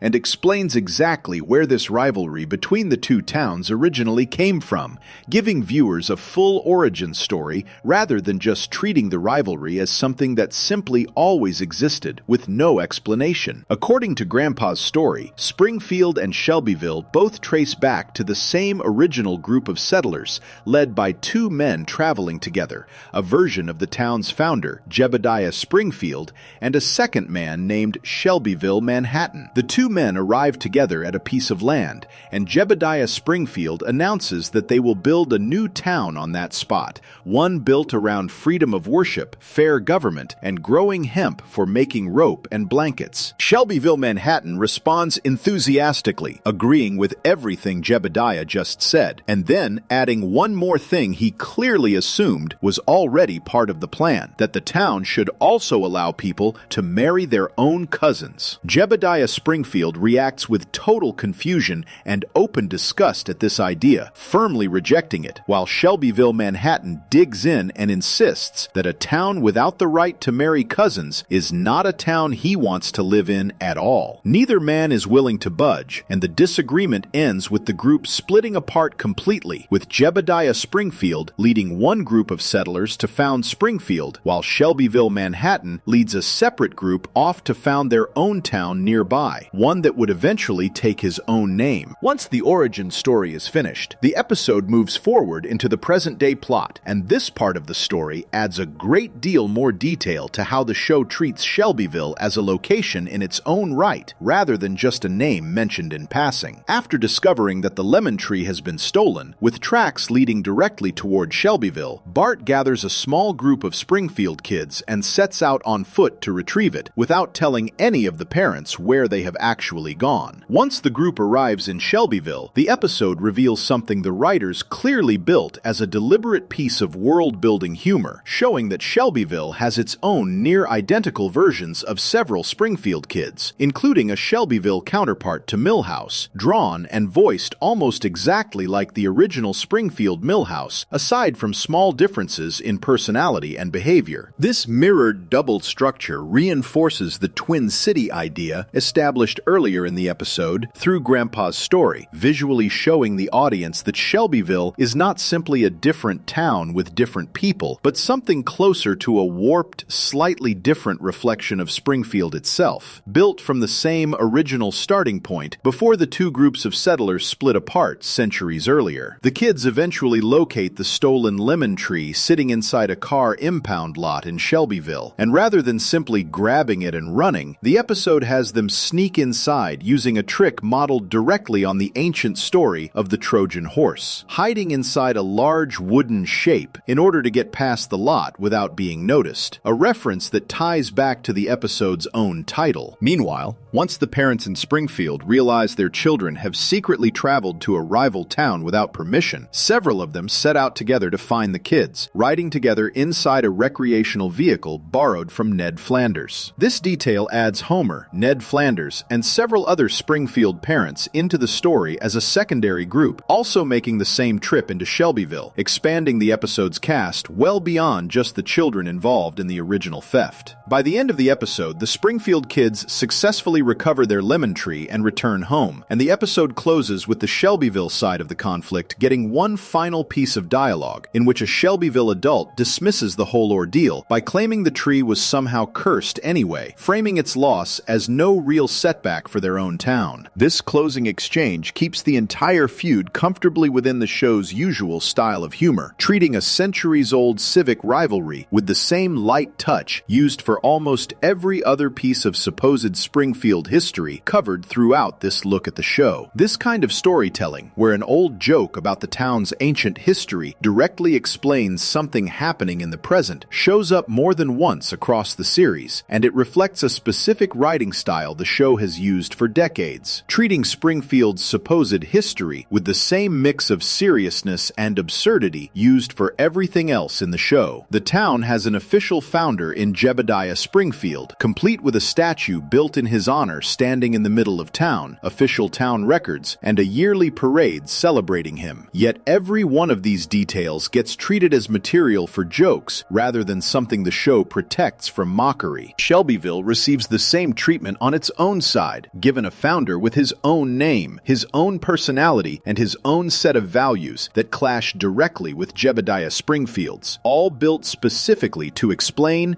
and poke fun at why these two neighboring towns cannot stand each other. Understanding this in show explanation adds a useful layer on top of the location mystery covered earlier. While the show has never revealed which real state either Springfield or Shelbyville sits inside, it has clearly established, directly through an actual episode rather than through outside interviews, exactly why the two towns dislike each other and how they ended up sitting so close together in the first place. This is a good example of how the show handles many of its supposed mysteries. Some questions, like the exact real-world location of the town, are treated as permanently unanswerable jokes. Other questions, like why Shelbyville and Springfield feud constantly, get a full, direct answer built right into an actual episode, treated with the same throwaway humor as everything else the show does, but treated as settled canon regardless. Outside of the show itself, the real-world inspiration behind this rivalry connects directly back to Matt Groening's own childhood in Oregon, adding another layer to a picture already partly built in the previous section. Groening grew up in Portland, Oregon, and has spoken in interviews about how the town of Springfield, Oregon, sitting about 100 miles south of Portland, gave him the name he eventually used for his fictional town. Springfield, Oregon happens to sit directly next to a much larger neighboring city called Eugene, and the real relationship between these two actual Oregon towns lines up surprisingly closely with the fictional relationship between Springfield and Shelbyville on the show. Eugene is a larger city, home to the University of Oregon, known for a more polished, culturally active reputation built around the university's presence. Springfield, Oregon, sitting right next door, grew historically as a working town built around lumber mills and industrial work, carrying a very different reputation, often described locally as the more blue-collar, less polished half of the pair. This exact kind of small-scale local rivalry between a slightly rougher industrial town and its fancier, more culturally recognized neighbor mirrors the fictional relationship between Springfield and Shelbyville almost perfectly. Groening grew up aware of this real local dynamic between Eugene and Springfield, Oregon, and people who have studied the connections between the show and Groening's childhood have pointed to this real-world rivalry as a likely direct inspiration behind the fictional one built into the show. This real-world Eugene and Springfield relationship carries its own, small, confirmed history worth understanding a little further, since it helps explain why Groening would have grown up so aware of this specific kind of small-town rivalry in the first place. Eugene grew historically around the presence of the University of Oregon, giving the city a long-standing identity tied to academics, sports through the university's athletic programs, programs, and a broader cultural life shaped by decades of student population passing through the area. Springfield, Oregon, sitting immediately next door, grew instead around industries like lumber milling, carrying the kind of working-class identity often found in towns built around a single dominant industry rather than a university. Over decades, this created the kind of familiar, slightly good-natured local rivalry common between many neighboring towns across the country, where one place gets seen as more polished and the other as more down-to-earth, each side holding on to a bit of pride about its own identity compared to the other. This connection extends even further into small, specific details. Principal Skinner, one of the show's most recognizable characters, shares his surname with Eugene Skinner, a real historical figure remembered as one of the founding settlers of the actual city of Eugene, Oregon. Whether or not this specific naming choice was fully intentional on Groening's part, the overlap between a real historical Eugene founder named Skinner and a fictional Springfield school principal named Skinner fits neatly alongside the many other Portland area names Groening has openly confirmed borrowing for the show, including street names like Flanders, Kearney, Lovejoy, and Quimby, all of which match real streets found in Portland, Oregon. None of these real-world Oregon connections change or replace the in-show explanation given directly through the Lemon of Troy episode. Both explanations exist at the same time, on two completely different levels. Inside the actual story of the show, Springfield and Shelbyville feud because two men founded the towns together and then split apart over an argument about marrying cousins. A joke explanation delivered through an actual character, Grandpa Simpson, sitting down and telling a story to a group of kids. Outside the show, in the real world, the entire idea for a rivalry between a rougher town and a fancier neighboring town likely grew out of Groening's own first-hand experience growing up aware of the real relationship between Eugene and Springfield, Oregon. Both of these things are true at once, sitting comfortably side by side, the same way the show often layers a silly, in-universe joke explanation directly on top of a completely separate, real-world inspiration drawn from Groening's own life. Before we move on, if you're enjoying this analysis, please consider subscribing. It helps the channel tremendously. This same layering, a joke explanation built into the show sitting on top of a separate real-world inspiration, shows up constantly once someone starts looking for it. It also connects directly to one of the most famous reveals in the show's history, tied to the very same founder mentioned throughout this section. Jebediah Springfield, the man credited with founding the town and honored with a statue and a yearly holiday, turns out to have a personal history far stranger than the town has ever publicly admitted. Section 6. The truth behind Jebediah Springfield. Most of what has been covered so far in this look at Springfield's history comes from a mix of real-world interviews, small background jokes, and clever internet theories built by fans piecing together loose details. This next piece works differently because it comes from a single, fully aired episode of the show itself, one that gives a complete, direct answer rather than leaving anything open to guessing. That episode reveals that the man Springfield has celebrated for generations as its brave, noble founder was never the person the town believed him to be at all. This story comes from an episode called Lisa the Iconoclast, the 16th episode of the show's 7th season, which first aired on television on February 18th, 1996. The episode was written by Jonathan Collier and directed by Mike B. Anderson, and it also featured a guest performance from the well-known actor Donald Sutherland, who provided the voice for one of the episode's key characters, a museum curator named Hollis Hurlbut. The role was written specifically with Sutherland in mind, and his involvement helped give the episode a slightly more serious, dramatic weight than many of the show's usual comedic guest spots. The episode takes place during the lead-up to Springfield's 200th birthday celebration, an event the entire town treats as a massive deal, complete with parades, ceremonies, and public celebrations honoring the man credited with founding the town 2 centuries earlier, Jebediah Springfield. As part of a school assignment, Lisa decides to write a report about Jebediah for a local writing contest, and to do proper research, she visits the Springfield Historical Society, a museum dedicated entirely to preserving Jebediah's legacy and artifacts. There she meets the museum's curator, Hollis Hurlbut, a man who has spent his entire career studying Jebediah Springfield's life and turning that research into his life's work. Before Lisa's own personal investigation even begins, the episode takes a moment to show exactly how thoroughly the town has built its own identity around Jebediah's legend. And this is where two small, throwaway pieces of dialogue end up carrying far more weight than anyone involved in writing them could have expected. Early in the episode, a classroom full of Springfield elementary students watches an old educational film about their town's founder. The film ends with Jebediah delivering a grand, old-fashioned line meant to sound inspiring, stating that a noble spirit embiggens the smallest man. Sitting at the back of the classroom, teacher Edna Krabappel leans over to her colleague Elizabeth Hoover and admits she had never heard the word embiggens before moving to Springfield. Hoover simply shrugs off the confusion, replying that she does not know why, since it is a perfectly cromulent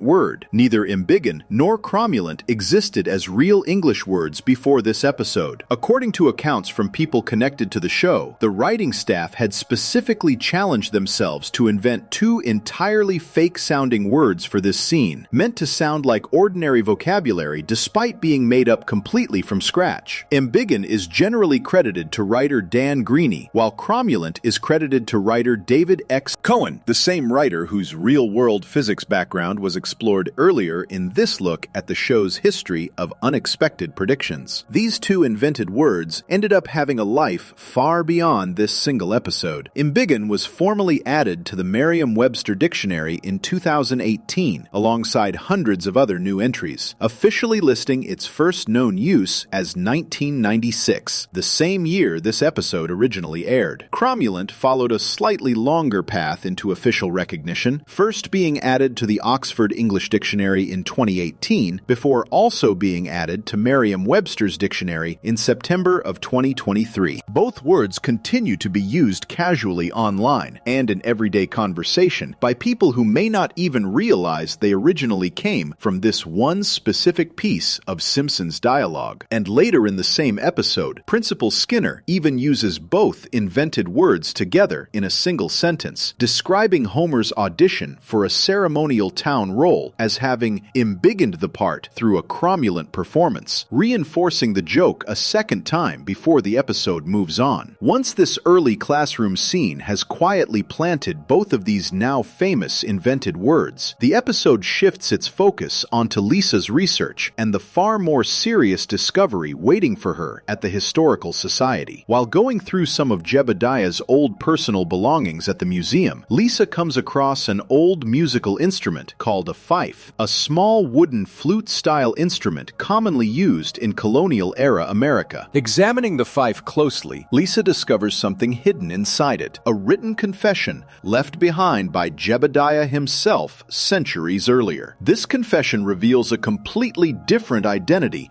hidden underneath the town's celebrated founder. According to the document Lisa finds, the man known to history as Jebediah Springfield was originally a violent pirate who went by the name Hans Sprungfeld, a man with a criminal past that had nothing in common with the noble, community-building figure the town of Springfield had spent 200 years celebrating. The confession goes even further than simply revealing a criminal past. According to what Lisa finds, Hans Sprungfeld had once attempted to physically attack and kill George Washington, the real historical figure who served as America's first president, during a moment when Washington was sitting for a portrait to be painted. During this attempted attack, Washington managed to fight back, and in the struggle, Sprungfeld ended up losing his own tongue. To hide this injury and continue functioning normally, Sprungfeld had a replacement tongue made out of silver, which he then wore in place of the one he had lost. After this failed attack, rather than facing consequences for his crime, Sprungfeld abandoned his old identity entirely, invented an entirely new name and a new noble backstory for himself, and eventually became known to history as Jebediah Springfield, the very same man Springfield has spent 2 centuries honoring as a heroic founder. Lisa, understandably shaken by this discovery, tries to share what she has learned with the rest of the town, believing that people deserve to know the real truth behind the man they have celebrated for so long. Her attempt to reveal the truth does not go the way she expects. Rather than being praised for uncovering an important piece of hidden history, Lisa faces open hostility from almost everyone she tells. Her teacher gives her a failing grade on her school report specifically because of what she wrote, dismissing her research entirely rather than engaging with the evidence she found. When she brings her findings to other adults around town, including patrons at the local bar, she is met with disbelief and outright refusal to even consider that the claim could be true, even after she shows them an old wanted poster confirming Hans Sprungfeld's criminal history under his original name. Homer stands out as the one clear exception among the adults Lisa approaches, choosing to believe her almost immediately, largely because of his own long-standing trust in Lisa's intelligence and honesty, built up over the course of many earlier episodes, giving the story a small, genuine father-daughter partnership running alongside its larger themes about truth and public memory. Determined to prove her case beyond any doubt, Lisa convinces Homer, along with the town's official leadership, to allow Jebediah's grave to be dug up, planning to check whether his skeleton still contains the silver tongue described in the hidden confession, which would offer physical proof connecting Jebediah directly to Hans Sprungfeld's story. This detail in the episode is not simply a random plot device invented purely for comedy. It closely mirrors a real historical event, since the real president, Zachary Taylor, who served as the 12th president of the United States, actually had his remains dug up and examined in 1991, more than a century after his death, in order to test old rumors suggesting he might have been secretly poisoned. That real exhumation, carried out using modern forensic testing methods on remains that had been buried since Taylor's death in 1850, ultimately found no evidence supporting the poisoning rumors, closing the case in real life in a far less dramatic way than the fictional version built around Jebediah's own exhumation. The episode's writers directly borrowed this real-world event as inspiration for the storyline involving Jebediah's grave being examined in search of physical proof. When the town does eventually dig up Jebediah's coffin in front of witnesses, the skeleton inside is found without any silver tongue at all, which allows the town to publicly dismiss Lisa's entire claim as false, restoring everyone's faith in the traditional, heroic version of Jebediah's story. What the town does not know, though, is that the missing tongue is not actually proof that Lisa was wrong. Hollis Hurlbut, the museum curator who had access to Jebediah's remains and belongings well before the public exhumation took place, had already secretly discovered and removed the silver tongue himself, hiding it away quietly inside one of the museum's own display cases before the town ever opened the grave in public. Hurlbut had built his entire career and personal identity around researching and celebrating Jebediah Springfield, and confronting proof that his life's work had been dedicated to a violent criminal rather than a genuine hero was more than he was willing to accept or allow the town to discover. By the end of the episode, Lisa herself ends up facing the same difficult choice Hurlbut had already quietly made. Standing at the town's big bicentennial parade, surrounded by crowds of people celebrating Jebediah's legacy with genuine joy and civic pride, Lisa has one final chance to reveal the full truth publicly and destroy the myth completely. Instead, she chooses to stay silent, deciding that the inspiring version of Jebediah's story, even if built on a lie, has done real good for the town over the generations, giving people something meaningful to believe in and rally around. Rather than tearing that down, she allows the town to continue celebrating its founder exactly as it always has, keeping the true, uglier history buried alongside Jebediah's bones. This ending gives the episode a surprisingly thoughtful message buried underneath all of its jokes, one built around the tension between historical truth and the comforting stories communities choose to tell about themselves. The episode does not pretend that Jebediah Springfield was secretly a good man all along, nor does it treat Lisa as foolish for wanting to expose the truth. Instead, it presents both sides honestly, showing exactly why uncovering hard truths can be complicated, especially when an entire community has built part of its shared identity around a comforting story rather than an accurate one. This same thoughtful handling of a difficult subject appears to be part of why the episode has remained such a favorite among the people who actually made it. Series creator Matt Groening has named it as one of his personal all-time favorite episodes of the entire show, and longtime writer and executive producer Al G Gene has spoken about the episode in similarly high terms, both crediting its blend of genuine historical reference with the show's usual comedic style as part of what makes it stand out even decades after it first aired. The episode's subject matter, built around an assassination attempt against a real historical president, has also occasionally drawn attention for reasons unrelated to its central themes about truth and legacy. In July of 2024, a British broadcaster airing a marathon of Season 7 episodes quietly pulled this specific episode from its scheduled lineup, replacing it with a different episode from a much later season instead. This decision was connected to sensitivity around the episode's references to assassination attempts,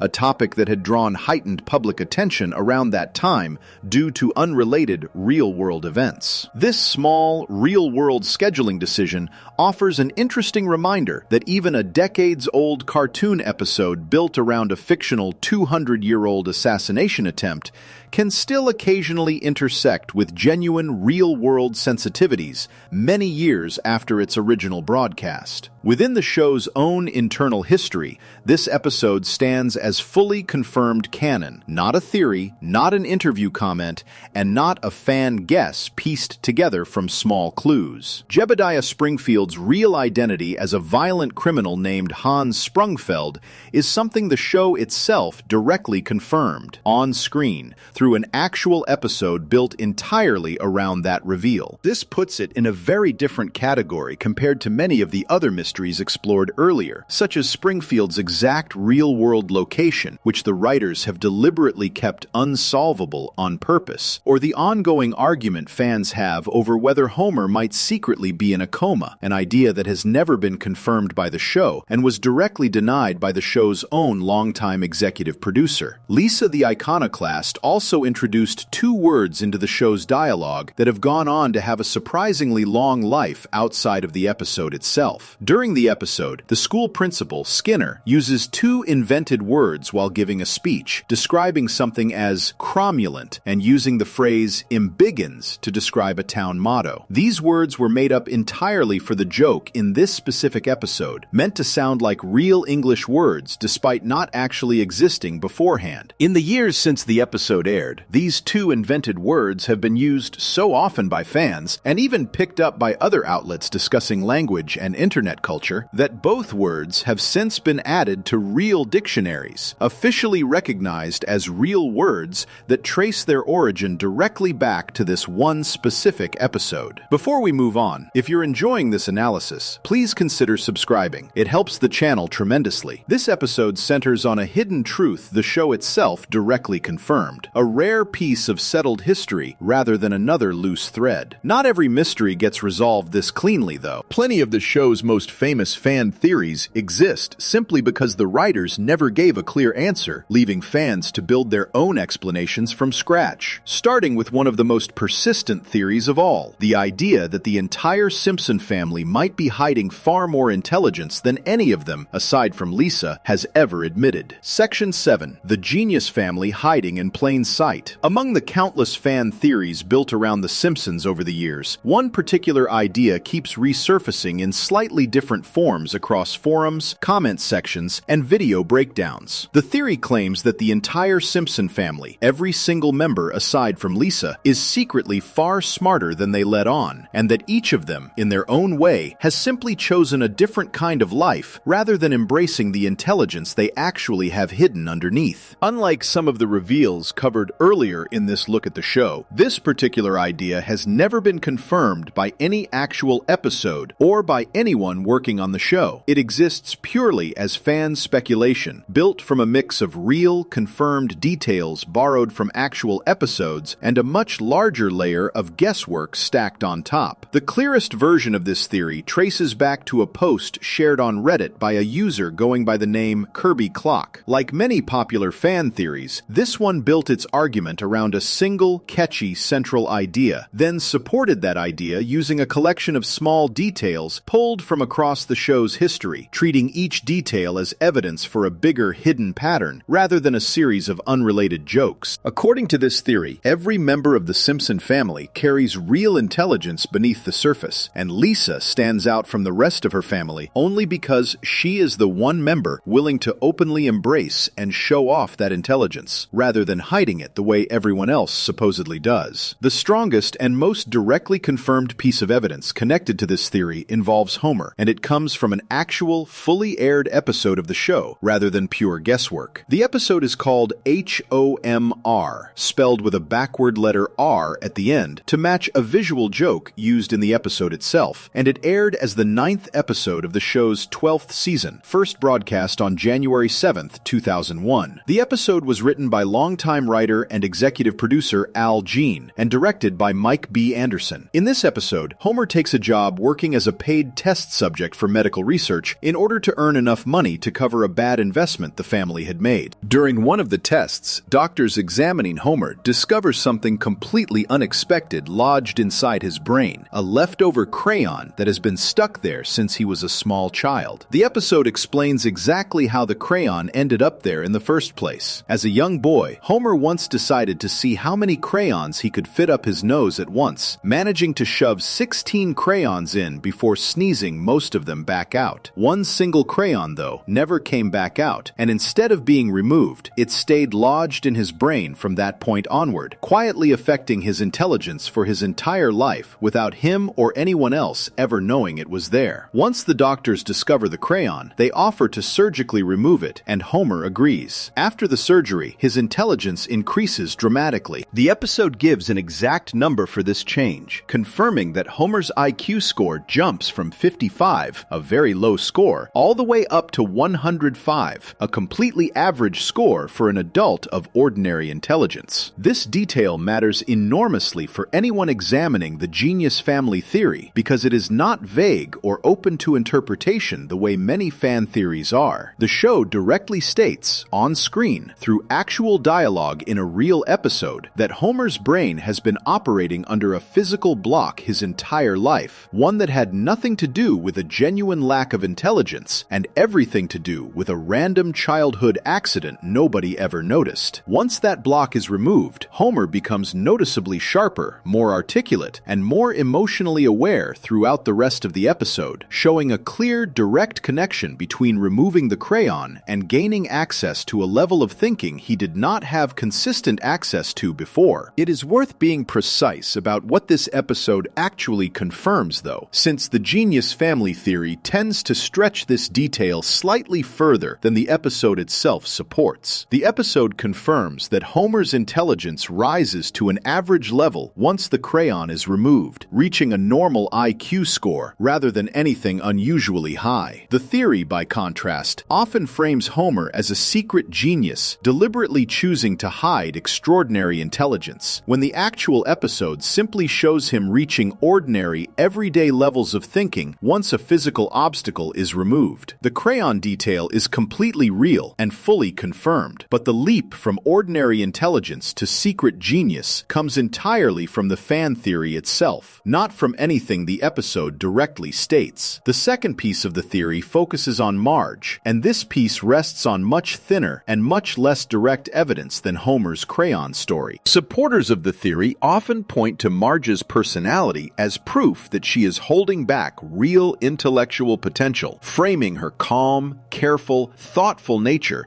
as a sign of hidden brilliance rather than simply being a naturally patient and responsible person. The clearest confirmed detail connected to Marge's background as a student comes from an early episode called The Way We Was, the 12th episode of the show's second season, which first aired on January 31st, 1991. This episode gives the audience a flashback showing how Homer and Marge first met and fell in love during their final year of high school in 1974. According to this episode, Marge was genuinely a studious, responsible student during high school, a clear contrast to Homer, who is shown as far less committed to his schoolwork and generally more focused on having fun with his friend Barney than on academics. The episode also shows Marge briefly falling for a different boy at school named Artie Ziff, a character consistently portrayed across the show as intelligent intelligent and articulate, someone widely regarded as one of the smartest students in their school. Marge's early interest in Artie, combined with her portrayal as a serious, responsible student compared to Homer, gives some real support to the idea that Marge valued and pursued intelligence during her younger years, at least in a general sense. What the episode does not do, though, is confirm anything close to the idea that Marge is secretly a hidden genius, suppressing extraordinary intelligence as an adult. It simply shows her as a responsible, thoughtful teenager who eventually chose Homer over a more traditionally academic classmate, which is a very different claim from the much bigger idea the fan theory builds on top of it. The theory takes a small, confirmed detail about Marge's personality as a teenager and stretches it into a much larger, unconfirmed claim about hidden adult genius, following the same basic pattern used with Homer's crayon story, just with far less solid evidence behind it this time. Lisa's role in the theory works differently from the rest of her family, since her intelligence has never needed any hidden explanation or fan theory to prove it. Across the entire run of the show, Lisa has been consistently and directly portrayed as an unusually gifted child, confirmed repeatedly through actual episodes rather than through fan speculation. She plays complex jazz saxophone at a level far beyond most children her age. She consistently performs at the top of her class academically, and multiple episodes throughout the show directly confirm that she tests at a genius level of intelligence compared to typical children of her age. Because Lisa's intelligence has always been treated as an openly acknowledged part of her character, rather than something hidden or secret, the fan theory generally treats her as the one exception inside the family, the single member who never bothered hiding what the rest of the family supposedly keeps buried. Bart's role inside the theory rests on the weakest ground of all. Supporters of the genius family theory sometimes point to small moments across the show where Bart displays unexpected cleverness, quick thinking, or sharp comedic timing, framing these moments as hints of a deeper intelligence he chooses to hide behind his usual troublemaking personality. Unlike Homer's crayon story or Marge's early academic history, though, there is no equivalent confirmed episode establishing any kind of hidden intelligence specifically for Bart. His cleverness within the show generally gets explained through his personality traits directly: mischievous, quick-witted, and always looking for the fastest way out of trouble, rather than through any confirmed backstory suggesting deeper, hidden intelligence sitting underneath. This part of the theory relies almost entirely on interpretation, rather than anything the show has ever directly stated. Taken as a whole, the genius family theory presents an interesting example of how fan theories often get built. It starts from one genuinely confirmed, fully canon detail, Homer's crayon and the exact IQ numbers given in the HOMR episode, and uses that one strong piece of evidence to build credibility for a much larger claim covering the entire family. Once that first strong piece is established, the theory expands outward, pulling in weaker supporting details about Marge's high school personality and eventually reaching all the way to Bart, where almost no direct evidence exists at all beyond general character traits open to broad interpretation. This pattern, starting from one solid piece of confirmed evidence and gradually expanding outward using progressively weaker supporting details, shows up constantly across internet fan theory culture, and it explains why theories like this one can feel convincing at first glance, while falling apart the moment each individual piece gets checked against what the show has actually confirmed on screen. Homer's crayon story holds up completely under scrutiny, since the show states the exact details directly through dialogue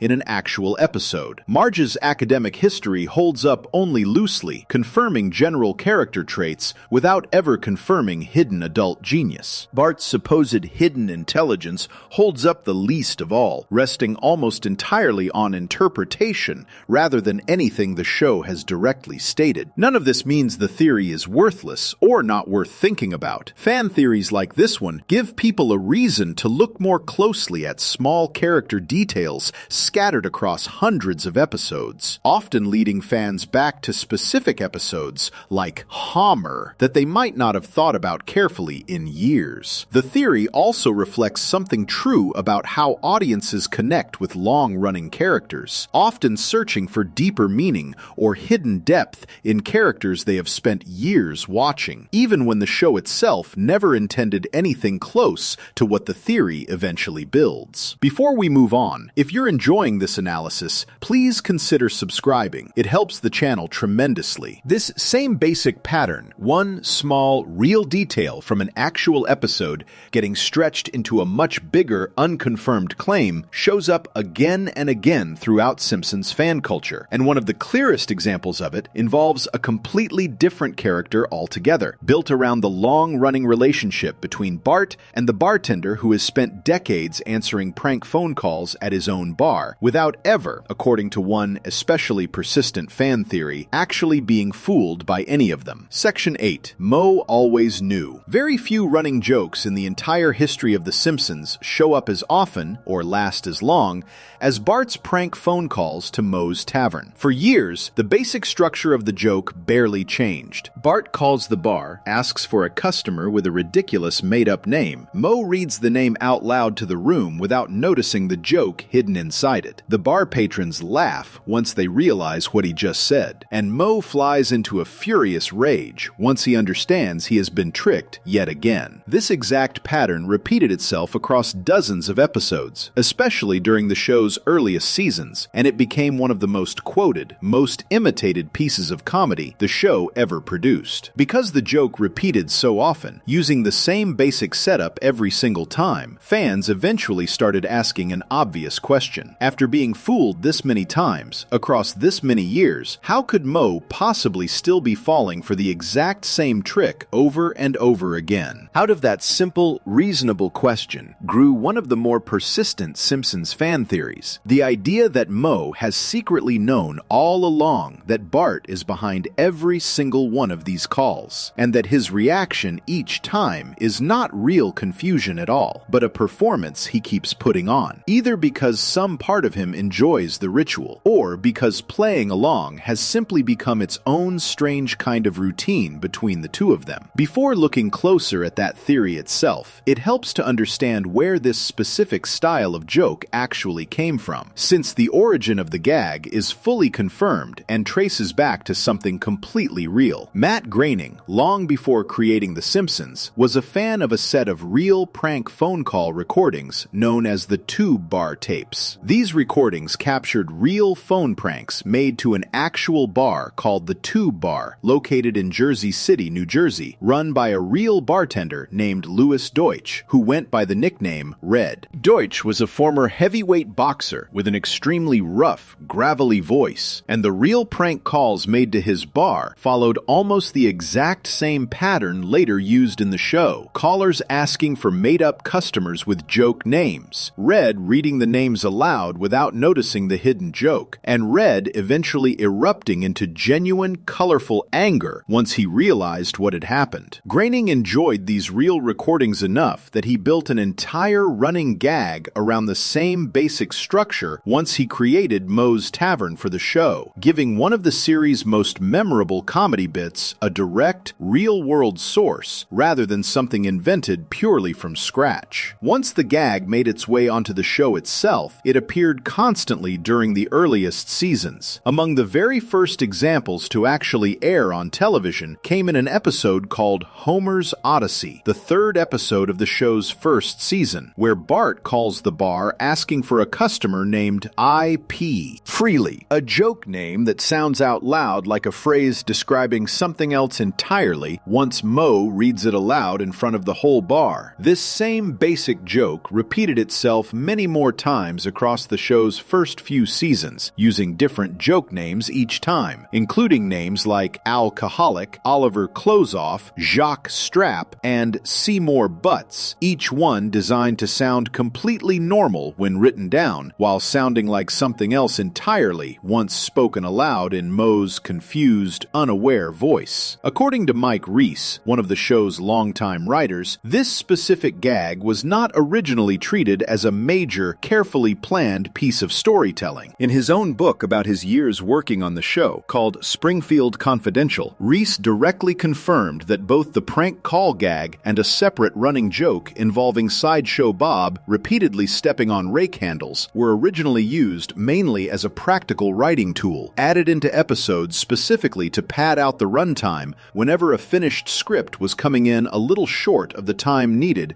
to fill a full episode. This detail matters, since it shows that the joke's constant repetition throughout the early seasons had a fairly ordinary, practical explanation behind it, rather than existing as part of any larger, planned storyline connecting the calls together across multiple episodes. As the show moved past its earliest seasons, the frequency of these prank calls dropped off sharply. According to detailed episode-by-episode tracking done by longtime fans of the show, prank calls to Moe's Tavern showed up constantly throughout the first 4 seasons, then became far less common afterward, appearing only occasionally as an intentional callback to the earlier gag rather than as a regular, recurring bit. This shift lines up naturally with how television writing staffs change over time, since later seasons brought in different writers with their own comedic instincts, gradually moving away from certain running jokes that had defined the show's earliest years in favor of newer material better suited to the direction the show was heading in at that later point. With all of this real background established, the actual fan theory built around Moe secretly knowing the calls come from Bart the entire time stands on very different ground compared to some of the theories examined earlier in this look at the show. Unlike Homer's crayon story, which came directly from an actual episode confirming specific details on screen, the Moe theory has never been confirmed through any episode, any writer interview, or any official statement connected to the show. It exists purely as an interpretation fans have applied on top of a gag that was originally created for a much simpler reason, mainly to fill extra time in early scripts using a joke structure borrowed from real prank calls made to an actual New Jersey bar decades earlier. The theory itself usually gets built using a few consistent observations repeated by fans across different versions of the argument. First, supporters point out that the joke names Bart uses tend to follow an extremely predictable, recognizable pattern, since almost every name is built around a hidden phrase that becomes obvious the moment it gets spoken aloud. Given how many times this exact style of joke repeats throughout the early seasons, some fans argue that a bartender running his own business for years would eventually start recognizing the pattern immediately, rather than continuing to fall for the same basic trick call after call without ever catching on. Second, supporters of the theory point to Moe's own personality and general demeanor throughout the show, often described as tired, cynical, and generally unbothered by most of the daily nuisances that come with running a rundown neighborhood bar. Given how emotionally worn down Moe is shown to be about almost everything else happening around him, some fans argue that his over-the-top furious reaction to every single prank call feels exaggerated enough to read as a performance rather than genuine confusion, especially once the same basic joke has already played out dozens of times across the show's run. Third, some versions of the theory point toward Moe's relationship with the Simpson family more broadly, noting that Moe spends an enormous amount of time around Homer specifically, sees Bart around the bar on other occasions completely unrelated to the prank calls, and generally exists as a close, familiar figure within the family's daily life, rather than a total stranger who would have no way of recognizing Bart's voice or behavior patterns. Building on this familiarity, some fans argue that it stretches believability for Moe to never once put together the connection between the prank caller and the actual child he already knows personally through his regular interactions with Homer. None of these observations, though, come from anything the show has directly confirmed through dialogue, through a specific episode built around the reveal, or through any statement from the writers themselves. Unlike the Jebediah Springfield reveal, which came from a fully aired episode built entirely around exposing a hidden truth, or Homer's crayon story, which gave a specific, stated IQ number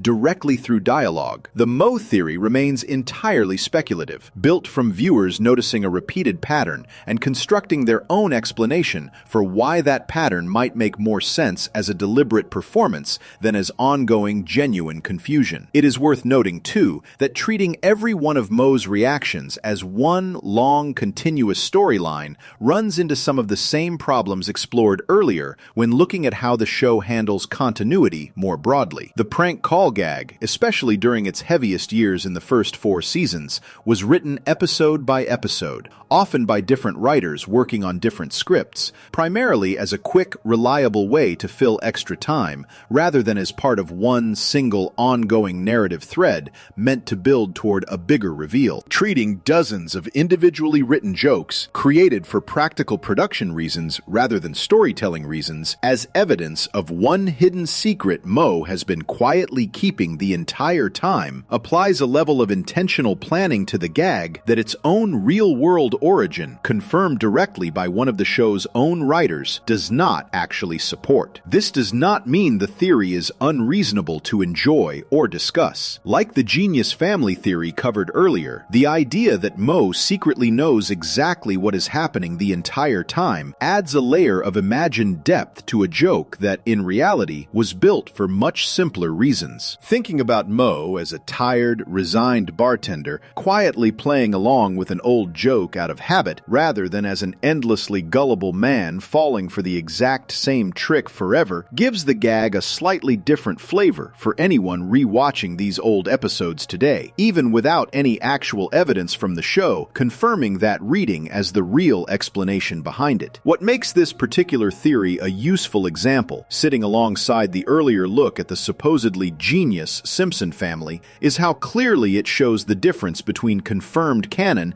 and pure fan interpretation. Some ideas about this show come directly from real, aired episodes stating specific facts outright. Others come entirely from fans noticing a pattern and building their own explanation around it, using nothing more than repetition and personality as their supporting evidence. The prank call theory sits firmly in that second category, resting on a real, well-documented running joke with a genuinely interesting, real-world origin, while the specific claim that Moe has secretly known the whole time remains something the show itself has never once confirmed. Before we move on, if you're enjoying this analysis, please consider subscribing. It helps the channel tremendously. This same gap between a real, well-documented origin story and a much bigger, unconfirmed claim built on top of it shows up again with another famous piece of Simpsons fan speculation, one that connects directly back to the show's own creator, rather than to any single character inside Springfield itself, built around the idea that Bart himself might be destined to grow up into the very man who created him in the first place. Section 9. Bart grows up to be Matt Groening. Matt Groening has never hidden the fact that the Simpson family was built directly out of his own life. He has confirmed in interviews that Homer and Marge share their names with his own real parents, and that Lisa and Maggie share their names with his own real sisters. Given how openly personal the show's origins already are, it makes sense that fans eventually started wondering whether Bart, the one major family member whose name does not directly match anyone in Groening's real family, might still carry a personal connection of his own, one tied not to Groening's past, but to Groening's future role as a creator. This idea forms the foundation of another well-known fan theory, one built around the claim that Bart Simpson is, in a strange narrative sense, meant to grow up into someone very much like Matt Groening himself, the man who created him. Groening has explained in interviews that Bart's name was not pulled from a specific real person, the way the rest of the family's names were, and some fans have noted that the letters in Bart rearrange almost perfectly into the word brat, a fitting description for a 10-year-old troublemaker. Groening has offered this observation about the name himself, though he has also described it more simply in other interviews as a name that just sounded right for the character, without giving one single definitive answer about exactly where the idea came from. Beyond the naming coincidence, the fan theory leans heavily on a small number of specific storylines from the show itself, arguing that these episodes plant deliberate hints suggesting Bart is destined to become a writer, an animator, and eventually someone who creates entertainment based on his own family, much like Groening did in real life. Two episodes in particular get cited constantly by supporters of this theory, and both are fully real, fully confirmed episodes, rather than anything invented or exaggerated. The first is an episode called The Front, the 19th episode of the show's 4th season, which originally aired on April 15th, 1993. In this episode, Bart and his sister Lisa become frustrated after watching a disappointing new episode of their favorite cartoon within the show, a violent cat and mouse cartoon called Itchy and Scratchy. Convinced they understand what makes the cartoon funny better than its actual writers do, Bart and Lisa decide to write their own script, drawing inspiration from a chaotic moment at home where Homer accidentally cuts off part of Marge's hair using a pair of head shears. They title their finished script Little Barbershop of Horrors and send it directly to Roger Myers Jr., the head of the studio that produces the cartoon. When Myers rejects the script without giving it a real look, Bart and Lisa correctly guess that he dismissed their work simply because they are children, rather than because the writing itself was actually bad. To get around this, they resubmit the exact same script under a different name, using their grandfather Abe as a front, meaning they let him take public credit for writing it while they continue doing the actual work behind the scenes. Myers loves the script under Grandpa's name, hires him as a staff writer, and Bart and Lisa continue secretly writing scripts for the show, splitting the money 3 ways between themselves and their grandfather. Their episodes become genuinely popular with audiences,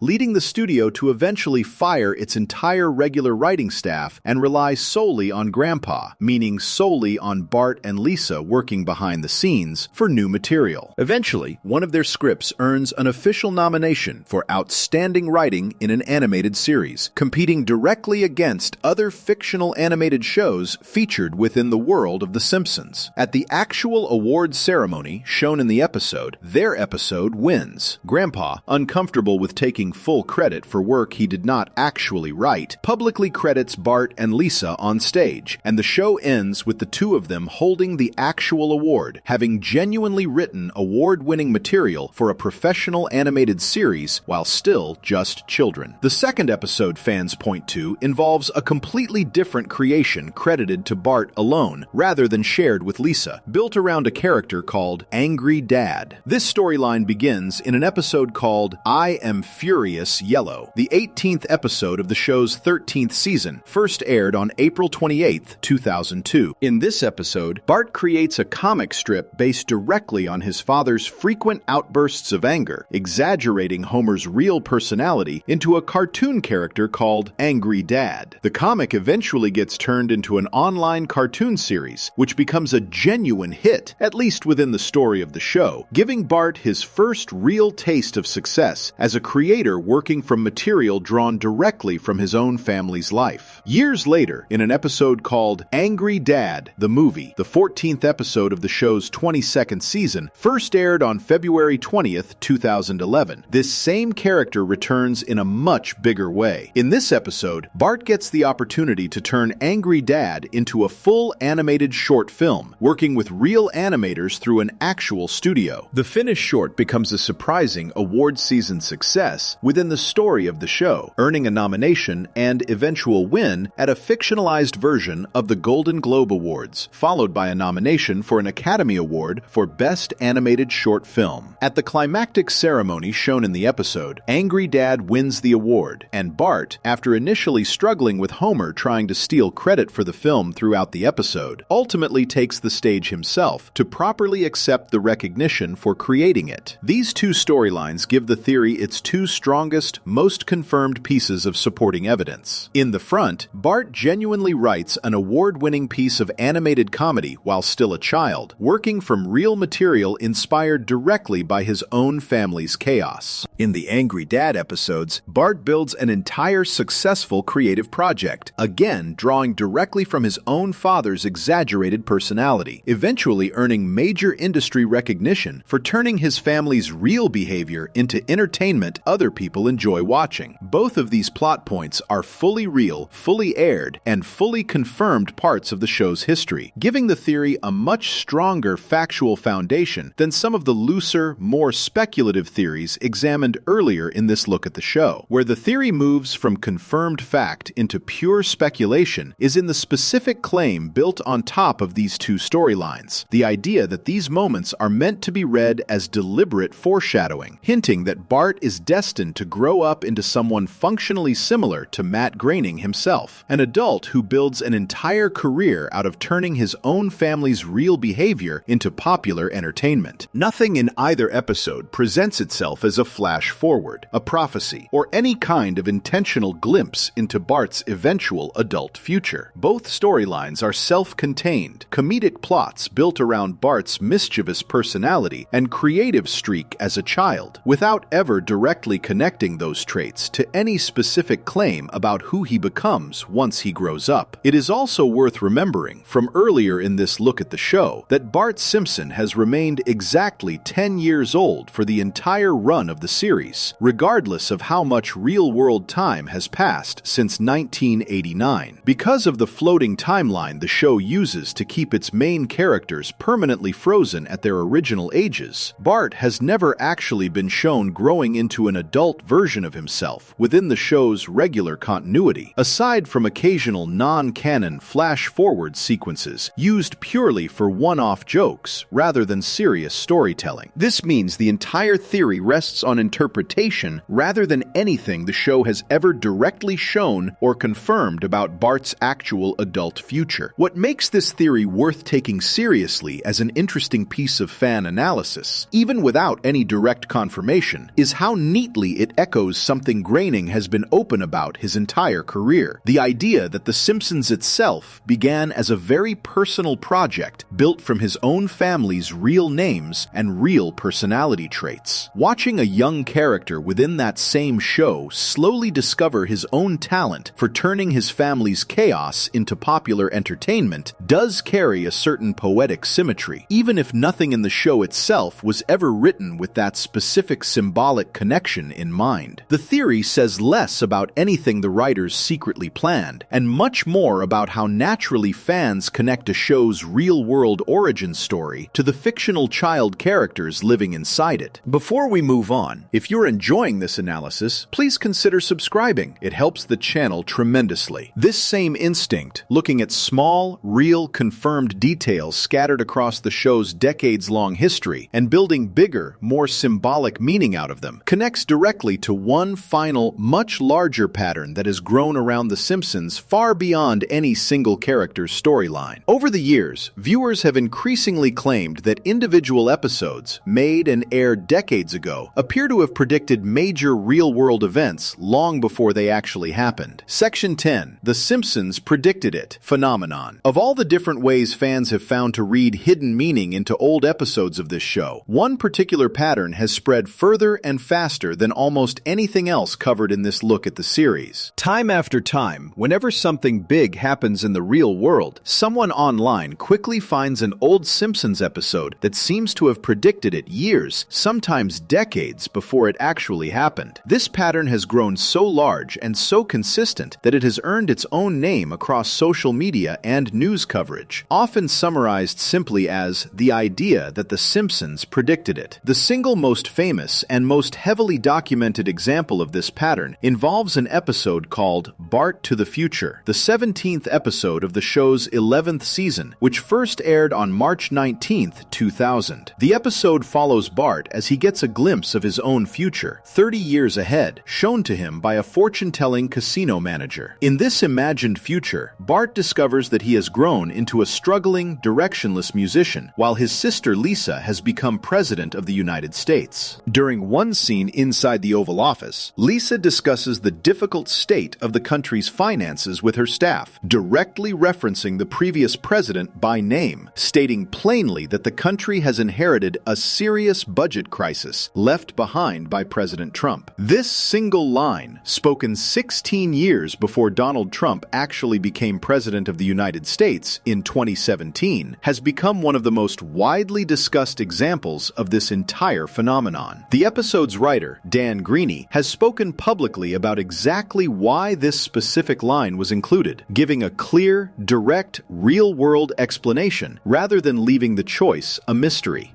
According to Greaney, the writing team wanted to imagine the absolute worst possible outcome for the country before Lisa took over as president, needing a president whose failed term would leave the nation in complete disarray, giving Lisa an especially difficult set of problems to inherit once she took office. Greaney has directly stated that Trump was chosen specifically because his public persona at the time seemed like the most extreme, most over-the-top example the writers could imagine decision for this kind of joke, describing the choice as consistent with a general vision of the country spiraling into chaos. It is worth noting that Trump was also a real, publicly known political figure at the exact moment this episode was being written, since he had briefly explored running for president himself in 1999 under a different political party before that specific campaign ended. This means the writers were not pulling his name out of nowhere with no connection to reality at all. Trump was already a recognizable figure connected to actual, real-world speculation about a presidential run at the time the joke was written, even though nobody involved with the episode could have known with any certainty that he would eventually run again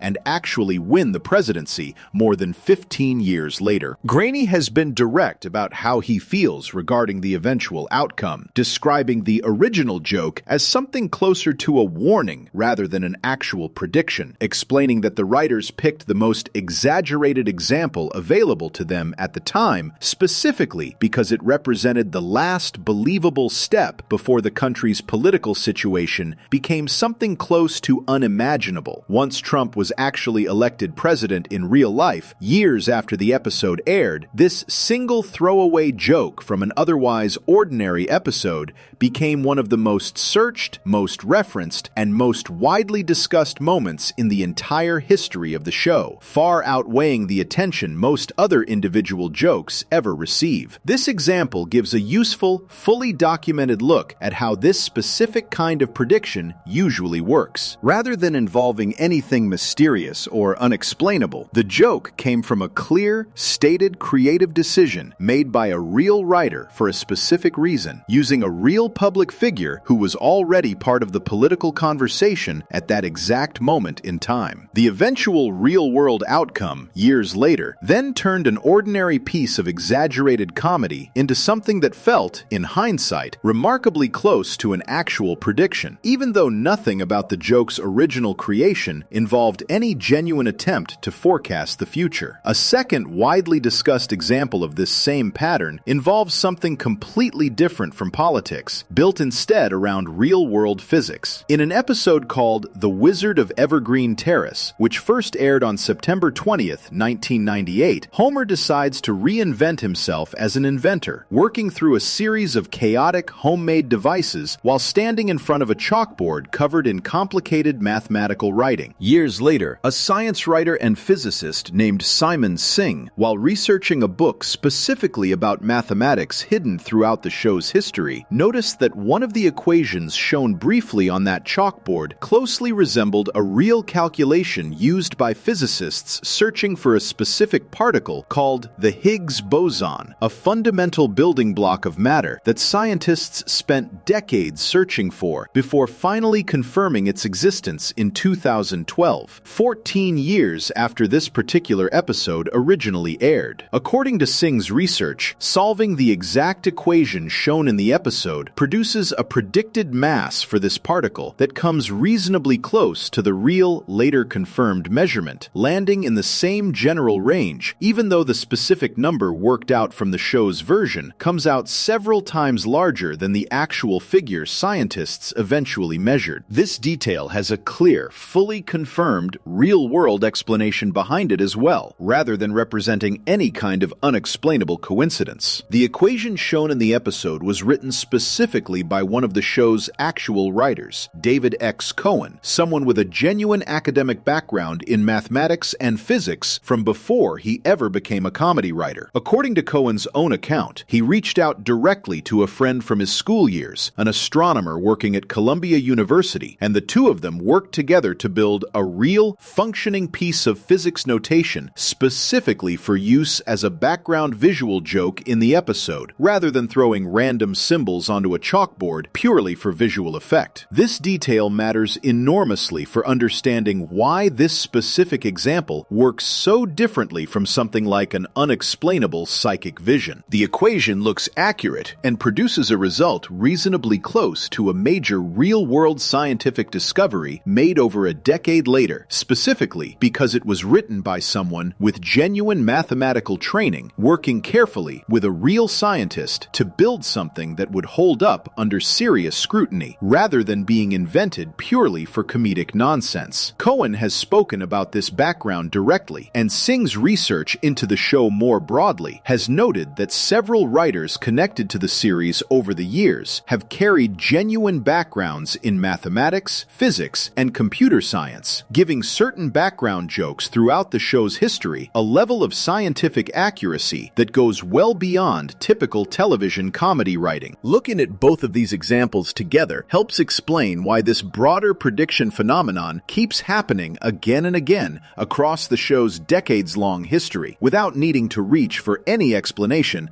involving genuine future knowledge or hidden prophecy. The show has produced more than 750 episodes across more than 35 seasons, giving its writers an enormous amount of material and an enormous number of individual jokes, background details, and throwaway lines to work with over the years. Within that massive volume of material, a certain number of jokes were always going to end up brushing surprisingly close to some future real-world event, purely through the basic laws of probability, especially once genuinely knowledgeable writers, drawing on real science, real politics, and real cultural trends, were the ones building many of these jokes in the first place. This same basic explanation applies just as clearly to countless smaller, less famous examples of this same pattern that circulate constantly online, usually accompanied by claims describing the show as having predicted a wide range of separate, unrelated real-world events across the years. Because the show has covered such an enormous range of topics, from politics to science to technology to entertainment, across such a massive number of individual episodes, it would actually be more surprising if none of its thousands of jokes ever ended up brushing close to some later real event, purely as a simple matter of probability working across a large enough body of material written by genuinely knowledgeable people. This does not mean every single claimed prediction connected to the show holds up equally well once someone actually checks the original episode closely. Some claims that circulate online turn out to be exaggerated, misremembered, or based on scenes that get described inaccurately once they spread far enough through repeated sharing, drifting further from the original joke each time someone retells it without going back to check the actual footage. The Trump example and the Higgs boson example both stand out specifically because they come with clear, well-documented, direct explanations from the people who actually wrote the material, rather than resting purely on vague online claims repeated without any clear source behind them. Taken together, these examples offer a useful closing point for looking at everything covered across this entire examination of Simpsons fan theories. Some ideas connected to this show rest on fully confirmed, directly stated facts, like Homer's crayon and exact IQ numbers, or Jebediah Springfield's real identity as a violent pirate hiding behind a heroic legend. Other ideas rest entirely on fan speculation, built from small, real details stretched into much bigger, unconfirmed claims, like the idea of Moe secretly knowing about Bart's prank calls the entire time, or Bart being destined to grow up into his own creator. This final prediction phenomenon sits somewhere comfortably in between the two, built on genuinely real jokes, written by genuinely knowledgeable people, working across a genuinely massive body of material that occasionally ends up brushing remarkably close to events nobody involved could have actually known were coming. Across every single one of these examples, the same basic lesson keeps repeating itself in slightly different forms. A show running for more than 3 decades, built by dozens of different writers working across thousands of individual episodes, naturally produces an enormous amount of material for audiences to pick apart, connect, and reinterpret long after the fact. Some of what fans find turns out to be fully confirmed, direct canon. Some of it turns out to be clever, well-built speculation resting on genuinely real details. And some of it turns out to be nothing more than an unavoidable side effect of writing enough jokes about enough topics across enough years that a handful of them were always eventually going to land closer to reality than anyone involved in writing them could have possibly intended. If you enjoyed this video essay, make sure to subscribe, and I'll see you in the next one.